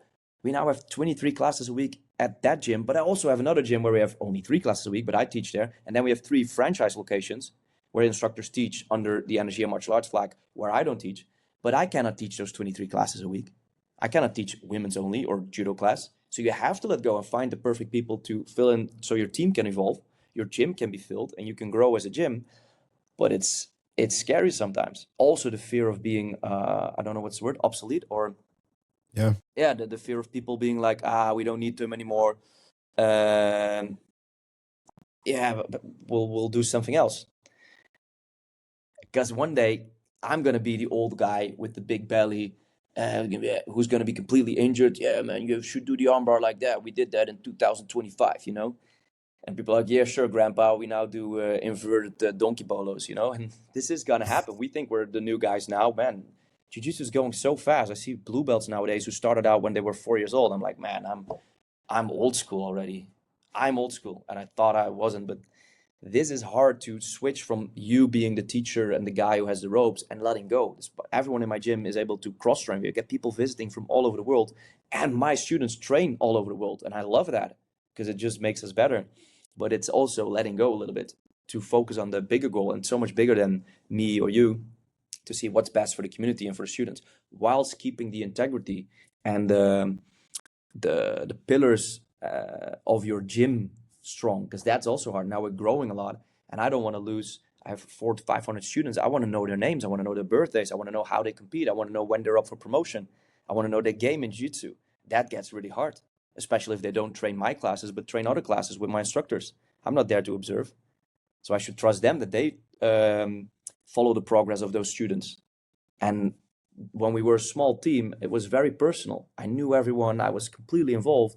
Now there are so many people, it gets harder and harder. So my goal for this year is not growing anymore. It's going back to focus. Like, hey man, what mattered? And yes, we have to have a big gym because we have a lot of bills to pay and we're growing, and that's good. But there's also a big risk in that. And I wouldn't be the first to grow too big and crumble. And people ask me, hey Tum, are you opening a new gym now? What's the next step? I'm like, next step, bro. There's no more steps. There's stepping back now and focusing and doing what I love and keeping connection. And I love doing seminars abroad, but I don't want to be abroad so much that I don't know the people in my own gym. That's ridiculous. And I love making fightwear and rash guards, but I want to focus on that so much and get a big belly because I'm always making designs from behind my computer. I want to be on the mats. And that's the gears we're shifting, man. And I'm trying to keep that all in balance. And I think I'm doing a good job. Who knows, man? Maybe we're going to meet again in 4 years. I'm going to look back at this and say like, oh, what were you doing, man? Or hopefully be very proud and happy. I'm gonna be visiting you this year, and I'm gonna be giving you my live feedback on your classes and how's it going. Awesome. That's Definitely, promise. finally want to come. Definitely. It's not that you far, take man, me up from with that Innsbruck. promise. No, it's just 20 hours car ride or I something. should go but- there now because you have I think we have snow here now. There's like this layer of snow now, which Then is you got rare. more than us. But you, not? No, we're lacking snow right now. This is a weird season. I would bring my Yeah. snowboard. No, I'm gonna tell you when it snows. It's probably gonna be around my birthday in February because like winter here has been shifting to become later. Oh yeah. So this December and January has been like very snowless. But yeah, once there's snow, I'm gonna tell you and Bart to come over because Bart Dubbeldam, he still owes me a visit. Yeah, cool. But yeah, you mentioned a few things, and like I'm interpreting now that you were forced to delegate early, right? You could not give all the classes, and while you were already training at different schools, you were already not creating full-time teachers, but you were practicing the muscle of being able to delegate and trust others.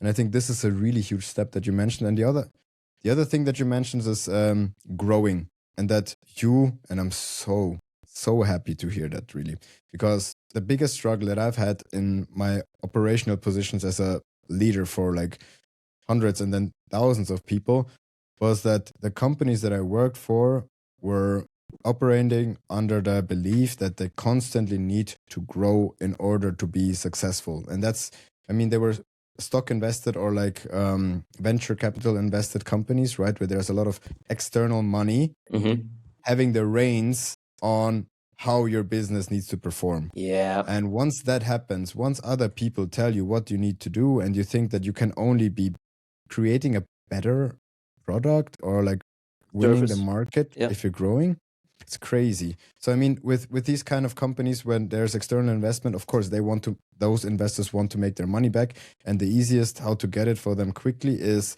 just grow the product. And when I was at the Austrian part of Thuisbezorgd. Thuisbezorgd. Right? Yeah. Yes. I love that. This was my job where I got demoted when I then got my blue belt. Still took care of the people for 1.5 years and then left. They made the exact same mistake. I started in Graz, in the second biggest city of Austria, and we were able with my team, because I started as a city operations manager, having no clue what to do. There was basically an office that I needed to find people to work as drivers. Like I was a one-man show, basically creating my own gym for food delivery while being guarded from Amsterdam or being told what to do. Still headquarters the is only in Amsterdam. person. Yes. The international HQ is in Amsterdam, and then later on my regional HQ was in Berlin.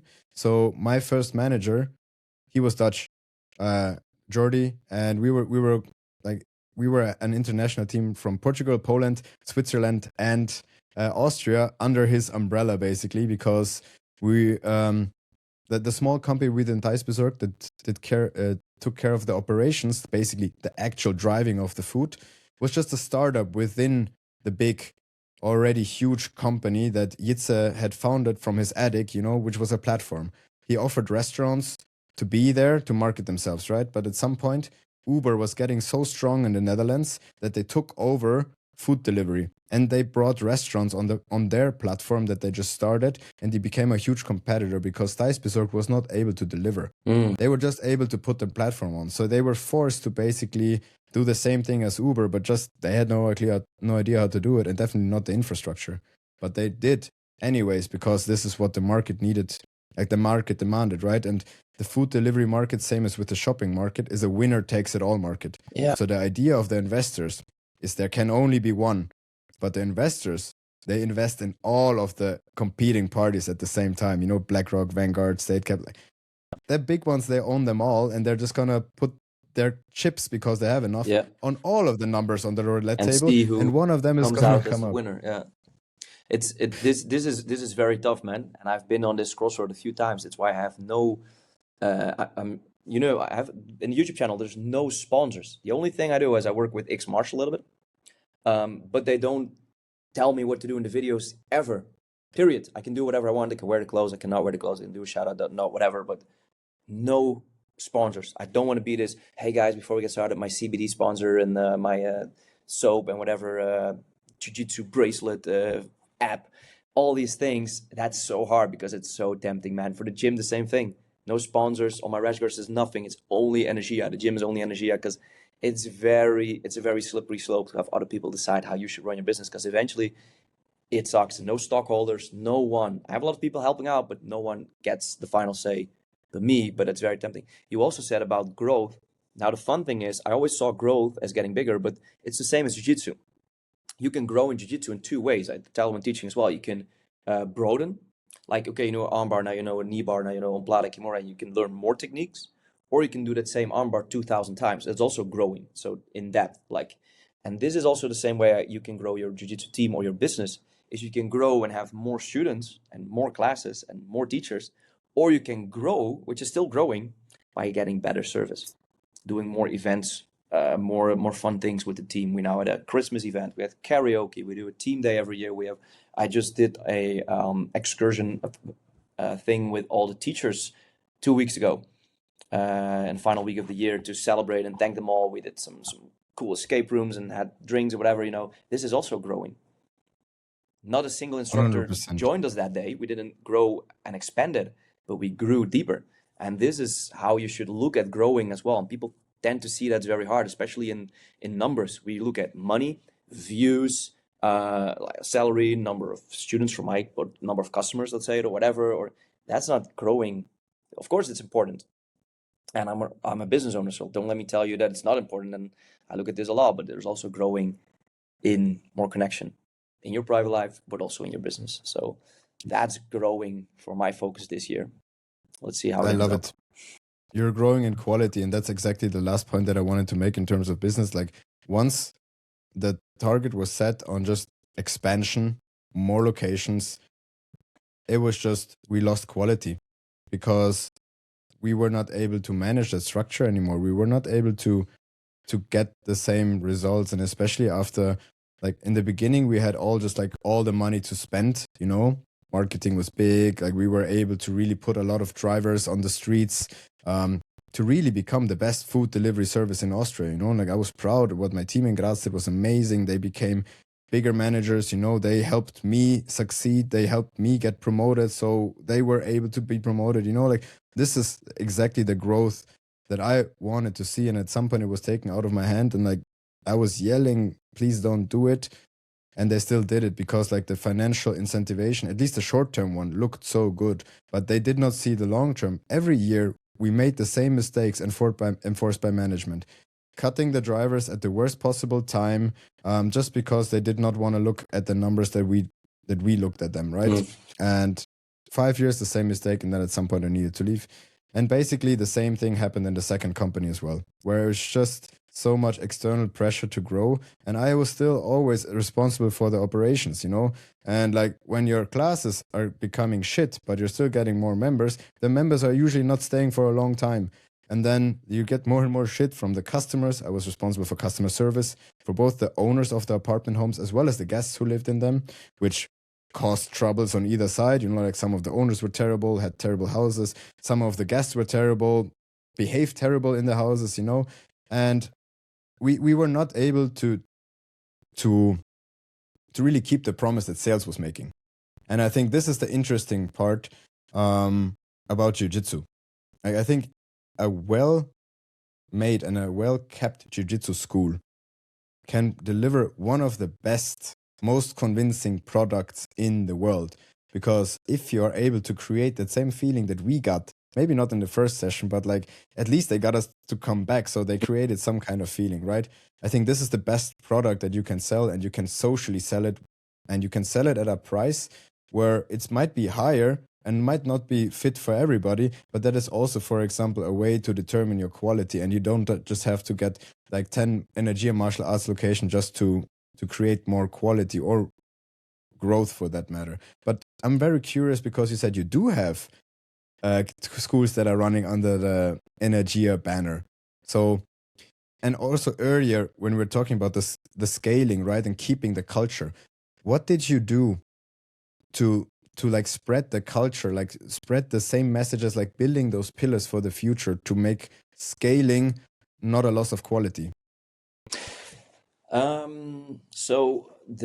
Well, it just happened to be so the way it happened to be so. One of the cities I was teaching, I was eventually doing so much. I wanted to focus on the place. So I had an instructor substitute a few times. He was always there helping out. And we always had this plan where he would someday take over. That's also my brother-in-law. So one of my first students and the brother of my girlfriend. And he's running an amazing gym, but he also still trains with me. So all of my instructors, the guys who run different locations and teach there, they still train with me. So we have very short connections. I go there to teach seminars or to visit or whatever, and have a close line with them when there's how their students are evolving, how they themselves keep evolving while still being instructors. So they still train, and yeah, it just comes naturally.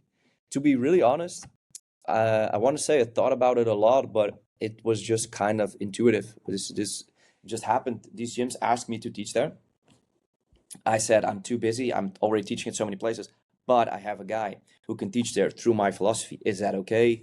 And then I was there the first classes. They took over. We did it together, and slowly I let them go, and we still have contact. And they train at my gym weekly, or one of them 5 times a week. So I know exactly what's going on in the other gyms. I also visit there. Their students can train for free at my gym and vice versa. So they also train with me sometimes. So it's really easy to now keep that in mind. That's also because these gyms are all in the same province, so in the same area, like an hour away or 30 minutes away. So it's different gyms, but it's so close that you can still monitor it. It's not like one of my instructors flew out to Spain and start teaching there. That would be really hard to then. Maybe that's going to happen someday, and then I'm going to be for a big challenge to how do I keep the community alive, but also how do I keep my values there. I think this happened with a lot of gyms, because you train a lot at 10th Planet. You mentioned 10th Planet Belgrade. You can train anywhere at the 10th Planet in the world and still get the same vibe, or a Gracie Baja, or a Checkmate Jiu-Jitsu, or whatever. But that's very hard to keep that same vibe. And usually the head owners or the coaches used to be students at the headquarters or different quarters. They all have the same, let's say, education or growing up within the same philosophy and then travel out.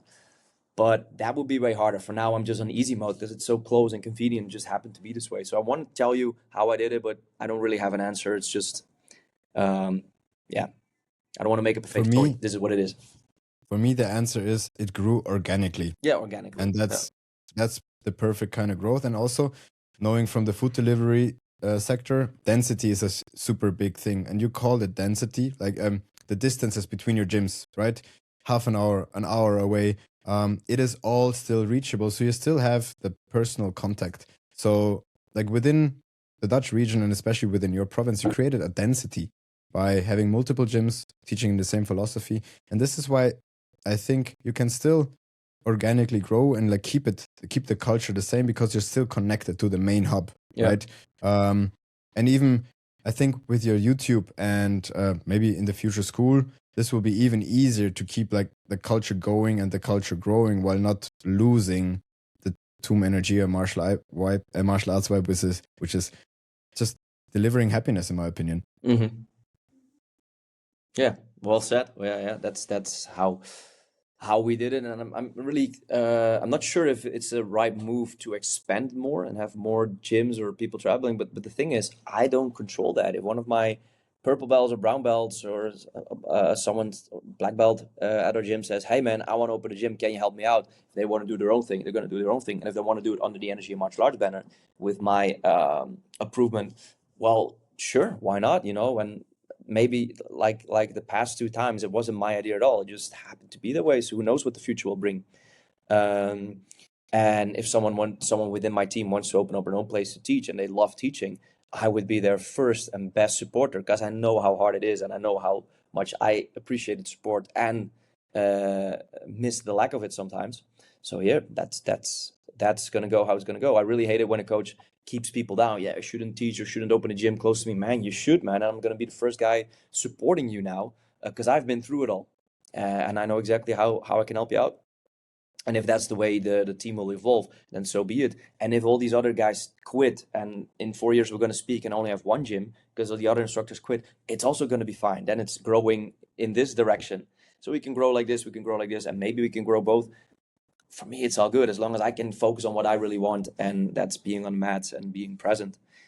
I don't know what the future brings. It's the same with the fight wear.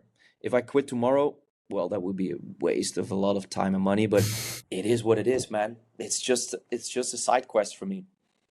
And I'll see where the What ship. is your real quest? My real quest, getting platinum on all Dark Souls in PlayStation. No, just kidding. My real quest, catch them all. Just doing this, man. Jiu-jitsu, sharing. As I told you, for my private life, I want to have a family, have kids, travel. I've traveled a lot in my 20s, and this year last year I've been to Zanzibar, to Japan, to the United States, to Thailand just now, and a lot of places in Europe. So I love traveling. I love traveling, teaching, and combining jiu-jitsu together. But if someday it's not going to be jiu-jitsu, it's going to be something else. I cannot imagine that right now, but it's also going to be fine. But yeah, doing what makes me happy, and what makes me happy is sharing and making other people happy. That makes me happy if it's the right people. So I have no idea, man. And sometimes I think I want to go full in on the YouTube, because I do like it. Because now we just make one video a week, and it's consistently growing. But I've never really committed it. I never Google good thumbnails or good word. I make the own thumbnails. They look ridiculous. I'm 34-year-old. I never learned how to make this. So for the content, with how I'm just loose playing it, the results are amazing. So what if I really committed to that? But I think it's going to be the gym. Just run the gym, have fun, teach and prepare the next generation, I think. And all the side quests, like the fight where maybe someday I'm going to go 200% on that. Maybe I'm going to find my love for that. And I'd like to keep my options open, because throughout my life, I've always done different things with some similarity, and I don't want to pin myself on one. I don't want to put all my chips on one place, like you just said about the investors, but I have the same thing. I think it's forever going to be Energia Martial Arts. And maybe I'm going to quit the fightwear or the YouTube, but I don't want to exclude them. Maybe I'm going to go more in this, maybe I'm going to more in that. I'll just want to follow my heart and see where the ship goes. And keeping that open really gives me a lot of peace of mind, knowing that I can always choose. I like doing seminars. That at this point, I love traveling and teaching seminars. So anyone listening out there, if you're a head coach, hook me up. I will travel and come teach a seminar in any language you want, especially German. Or if you're a student, just ask your coach, because I love doing seminars now, but I am also prepared that when I have kids, I don't want to be away from home.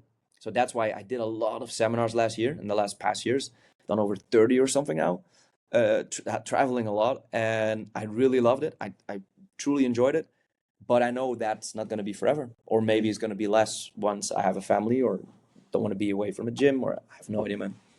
Just see where I think that's also cool. If I already know what I'm going to be doing in 4 years, for certain, I would get super bored, and it would actually make my life shitty, I guess. I love the fact that, man, I'm going to speak to you in 4 years. Maybe I lost it all, man. Maybe I'm back to washing dishes. Who knows?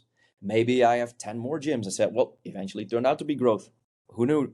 Or maybe I'm going to be full-time on YouTube. Yeah, I don't know. Maybe I'm going to go back, just full-time compete, as a gym can run itself now. We have good instructors. I want to keep these options open, and I'm actually, I still want to be curious about what the future offers, because I've made all my goals. I came to where I wanted to be, and even way further than I ever expected, because I never thought I would be this successful for me, right? So for other people, I might not be successful at all, but from where I came from, I'm overdoing what I always expected my life to be. And I was always hungry, when you're a purple belt, you always have that black belt, in your mind. And when you teach for 10 guys, you always have that own gym in mind. Now I finally have all these things, and I got a nice house and a nice car and a good gym, and I have all these things. Now what's the next goal? But I'm very happy that I'm still getting enthusiastic about the future, because I keep all these options open, and I'm like, yeah, I didn't even knew I would be in Thailand last week. I prepared that 3 days in advance or something, like, oh, fuck it, let's go. So I went to Japan on a 1-day notice, trained with Imanari, who actually remembered me, and we filmed. I got recognized from the YouTube, had some fun, rolled with him, traveled Japan, was amazing. Could highly recommend that country. It was beautiful. And I love this about my life. Not being like, I have my responsibilities, but I structured it in this way that I can like grab all my stuff and leave tomorrow and, visit some beautiful place like Innsbruck. That's what I really, really love, to keep these options open and do what I love and see where the ship goes, and I'm just repeating myself. So next. That's a beautiful repetition that you have. And I'm just going to come up with one last question after saying that I'm definitely going to try my best to get you here for a seminar. And hopefully there's still some snow around so you can get the, the double trouble. Yes, exactly. But yeah, we'll be opening our new gym soonish in March, April. So maybe I'm definitely going to hook you up with my boss. Man, if you ever have questions about opening the gym, call me, man. It's different, of course, in Austria than in the Netherlands, and your life is different than mine, and your starting position is different or whatever. But there are so many things. I wish someone could help me out, because my own jiu-jitsu coaches, they don't own the gym, and the owner of the gym I'm not that close with, so I had no one around me to, to spar with. So if you ever need someone, man, I'm just a phone call away. I already thought about it an hour ago. I'm definitely gonna put you in a group chat with Chris, my coach, together. Make a short intro, because yeah, he's constantly on the construction site every day, doing whatever it is needed, with also a bunch of students. Last time it was me also, like, doing some spatula stuff, and like, yeah, it's fun, and it's great to have a community, and there's always knowledge to be shared. So I'm definitely gonna connect you. And all of you are gonna appreciate that gym so much more if you knew I built that, I painted that, you made it all together. It's gonna be your gym. I never want, if I could, I wouldn't have bought a gym. If it were with mats and everything, I couldn't do it. Now it's mine. Everything, every screw, every inch of the mat I know what happened in the process, and man, enjoy this phase. It's gonna be horrible, and it's tough now. The situation you're in now, maybe, but one day you're gonna look back at this. You will have survived it anyway, because you survived white belt. You're gonna survive this as well, and you're just gonna be like, man, that was a crazy struggle, and I'm really happy for it. So I hope you get to enjoy it a little bit. I will enjoy every bit of it. Luckily, this one is not yet my gym, but at some point it will come. I gotta first focus on my other business. Not your gym entirely, but you get what I mean, man. Yeah, definitely. But yeah, thank you for your positivity and really sharing your struggles and sharing your way also. And I think it's very fascinating for a lot of people who might have seen your face, or who will then later on after this podcast check you out and it's like, holy shit, the guy is famous on YouTube, but he still had to struggle. Check out my OnlyFans. The real struggle. One last question, because we covered it last time, and I would love to ask you again in 4 years. You now said you're super happy, you have all of your dreams achieved, etc. How is it with the imposter syndrome now? You still have it? Bro, it's worse. It's different. It's different. Then it was more like, can I make it? And now it's more like, so it's two things. It's a good question, and I will try to be as honest as possible, as I've been for the past 2 hours. So I really think this is important. But now it's more like, it's on one side there's the did I deserve this voice? Like, I got this amazing gym. A lot of people say, oh, you're so blessed, you're so lucky. Like, first off, man, you have no idea what I had to do to get here. But also, yes, I am blessed. Not many people can live the life I live and get to do what they love. People work shitty jobs, school, have to survive. I've done that. I got kicked out of high school. I worked as a dishwasher. I've been through it all, and I lived illegally on a room for a few years. And so I've been through that, and now I'm like, did I really deserve this? And to have such a successful gym, to be, in my book, successful in YouTube and whatever I do, be healthy, have this amazing girlfriend, have these amazing friends around me, these instructors, this community. There's no fights in my gym. No one leaves. There's no beef. There's no drama. There's no harassment. And I'm really happy for that. Did I deserve this? What do I do to deserve it? What did I do to deserve it? And what am I doing now? Am I not getting lazy? I'm not getting like, oh, I finally made it, I can sit back, which I really want to do, to focus more on private life. But there's also the voice that says, hey, man, you don't deserve to sit back now. You're here. Now you got to keep it. Now you got to keep on growing. And that's also, I think, classified as imposter syndrome. And then there's also this big voice like, now you're a black belt, and now you're a, authority on YouTube and whatever.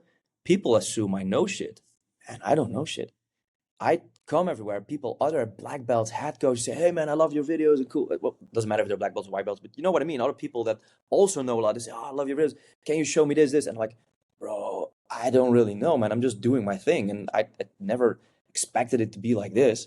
And I'm just the guy who loves jiu-jitsu at the end of the day. But I also think I don't really have to deal with that imposter system, because I never showed something otherwise. I think that I show that I'm just a guy who loves jiu-jitsu. I never claim to have all the wisdom and never claim this is the way. I never put in my videos, best way, I do it like this, you should do it like this too. I always say, hey man, I got this from this guy, I do this for myself, this works for me, this is a variation I like, and I share that. So I think people cannot like say I pierce through your bullshit, because I'm not bullshitting. I'm just like, this is what I do. I love jiu-jitsu, and I never make it out to be something it isn't. I never claim to be the best black belt in the world. I never claim to have the best YouTube techniques ever. But still there's that voice like, hey, I somehow, for some people, I am an authority, especially for my students, but also the people watching online. Who the hell am I to be an authority, man? I'm still just the guy who loves jiu-jitsu. It felt like yesterday that I was a blue belt. So there's more expectation from myself, maybe from others, but a lot from myself, to really be up to date, which is good because it gives me pressure and it keeps me eager to go to seminars. I was in Thailand training for 10 days, Muay Thai and grappling, to improve myself. I go to travel to train myself, to keep improving myself, which is good, but it's also, I think imposter system is really good because it keeps you motivated and disciplined, but it's also very dangerous. And I think I'm at a place now where it's way less than it used to be 4 years ago. I think it's also way different than it used to be 4 years ago. Now I have the imposter syndrome of being a good business owner. Never had that. A business owner for other people. I have, let's say, like 17 people working at my gym, like teachers, but also people cleaning and interns or whatever. I'm responsible for those people making money and having a job and whatever. And that's, who am I to run a business, man? I'm an elementary teacher and an outdoor teacher and a jiu-jitsu coach. So that's a different imposter syndrome. So I think it changed. I also really feel the responsibility as I'm 34 now, to also be a good family man, to build a life for me, my wife and my future kids. And that's a different imposter syndrome. We're like, oh man, when you realize, we all realize when we're adults, like, man, we find out our parents actually were just kids who didn't know what they were doing at all. I get that feeling a lot. And the same thing in jiu-jitsu. Now I'm a black belt. I always thought when you're a black belt, you're never going to doubt yourself. Brother, I have never doubted my jiu-jitsu as much as now. Because the most confident people are good blue and purple belts. No offense, but you know the Dunning-Kruger effect. You don't know what you don't know. And I think I spoke about this in a more conceptual podcast with a BJ mental models or whatever. But this Dunning-Kruger effect, like, you don't know what you don't know. I have blue belts saying this is the way you should do it, or purple belts like you should do it like this or this and this, and then you should train ecologic. Bro, it depends. Most questions nowadays I answer with it depends. You can do this or this, and I know so much about jiu-jitsu. I still think I know little, but more than I used to. So I'm only comparing myself to me. But the imposter syndrome that comes is that you think, bro, I have no idea, and now I know how much I didn't know when I thought I knew. So that goes crazy, and feeling that you age, not only physically, because I'm still fit. I just lifted a 100-kilo stone, the Atlas stone, this week. I'm really proud of that. You can now officially call me strong. But like, I can still do backflips and muscle ups and ring muscle ups. I think I'm fit. But of course, I'm 34. I'm not recovering the way I was. That's just basic physics. Like, I'm not 50, but you know, it's just basics. I know I will recover when I was 18 or 20. I could train 4 times a day and drink and don't sleep, and the next day I would be fine. Now I feel like I got hit by a truck. But also maturing mentally, like jiu-jitsu is evolving so fast. Now I get the imposter syndrome, like, man, I was always the hip guy doing leglocks in a Gracie Baja gym. Now people come up with, I don't even know what the fuck what. And I'm like, oh shit, am I now the old school guy? I try not to be. I'm open to all techniques and we evolve in the gym. But you know, this is also part of imposter syndrome. So there's no yes or no answer to your question, Marco. It changed. I do think it got less. I'm really how do you say, confident. I'm really confident in where I am right now. I run my gym. I know who I am and I know exactly who I'm not. I don't care about losing. I don't have to prove I'm winning. And I mean this not only in rolling, but more so in business or competitions, or my students competing or succeeding, or clients or growing, or YouTube views. I don't really care that much about that anymore. I'm not going to say I don't care, but that's gotten way less. And I focus now on things that for me matter more, but maybe I have less imposter syndrome, but it means more now because it's on the right things for me that are closer, more personally than the imposter syndrome on jiu-jitsu. But it's a hard question, man. I can go on for 30 minutes just talking to myself about it, but I think it changed. I do believe it got way less because I'm at the point I always wanted to be at. But I also found out that I thought you would know everything as a black belt. I don't. I hope all the other black belts out there listening be like, what's this guy talking about? I know everything in jiu-jitsu. I don't, man. And the same thing goes with the YouTube channel. I don't know shit about what I'm doing, but I'm doing it and I love it. And that's it, man. So I'm way more happy with that. The only fear that I really have now is time. As I feel like I had, when you're 20, you feel like, oh man, I'm purple. I got to do jiu-jitsu for the next 50 years. Everything will be fine and so much. And then now I realize, man, time's slipping out of my hands.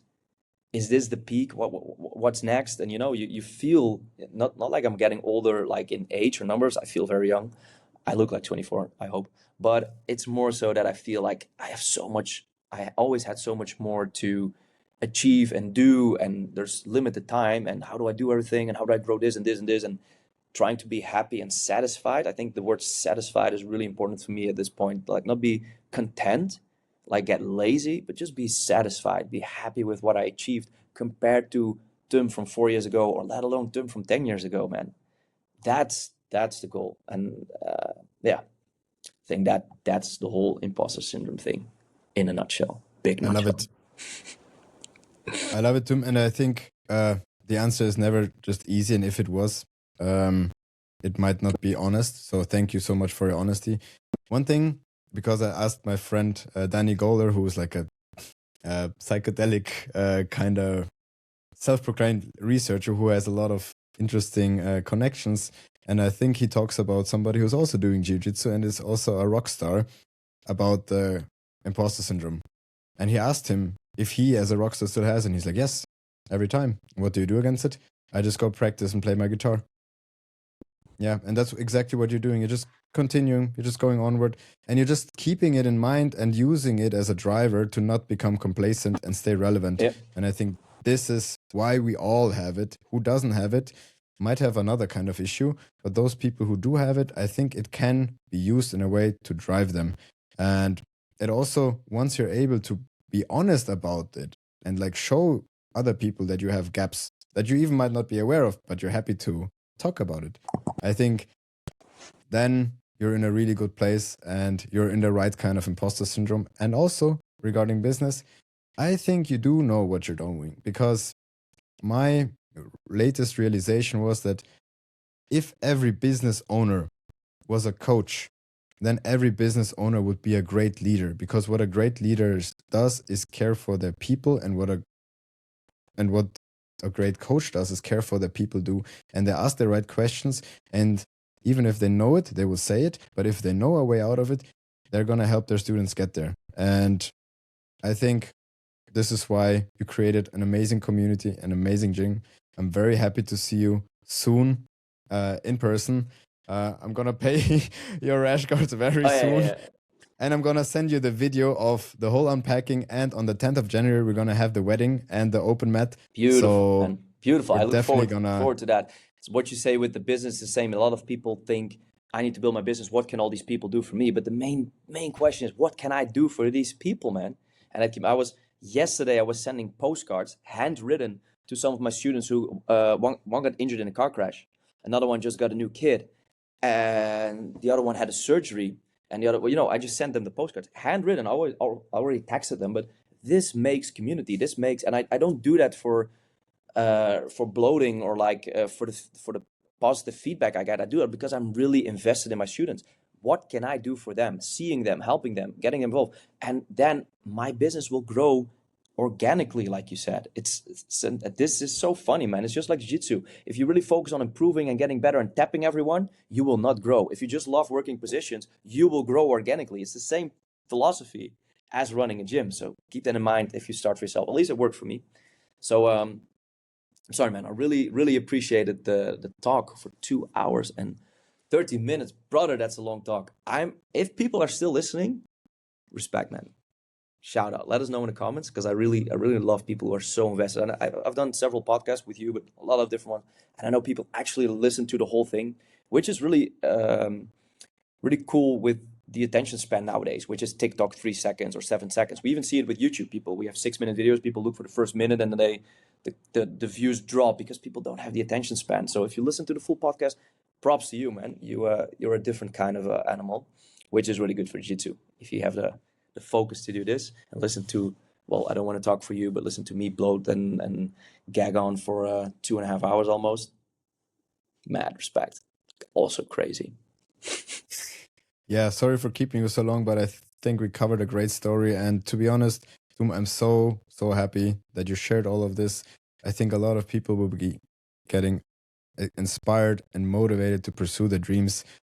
Because, yeah, you can make it from a dishwasher to a gym owner and to a happy, satisfied friend and coach to a lot of people, and somebody who inspires also me to just follow my passion. So thank you very much. Likewise, man. I really appreciate hearing your story too, and I think it's really cool that it's not an interview; it's 2.5 hours of conversation, and that feels so cool for me. I didn't even prepare that much, and there were not questions like we go over this. And I think you shouldn't cut this out from the podcast because people can hear that. It's rare to find a podcast that's not an interview or focuses only on a topic, but this is about the people. I think it's about you and me and our story, and it just felt like a conversation. Time flew by, and we just talked a lot of private stuff too, which I actually kind of texted you and we're not gonna do. I actually texted you like, say, yeah, sure, we can do some things, but let's always put it back to jiu-jitsu. But now that we're here, I think it went very naturally, and I want people to hear that too. That sometimes it's okay. I can always talk about jiu-jitsu, and it's never about me. It's always about this thing in the middle, or the gym, or teaching, or leglocks, or content, or whatever. But now it was a conversation between Marco and Tum, and I think that's refreshing too. So thank you for that, brother. Thank you so much, Tum. I'm gonna shut us off now. Please stay on, otherwise we're gonna lose the upload. Just a second.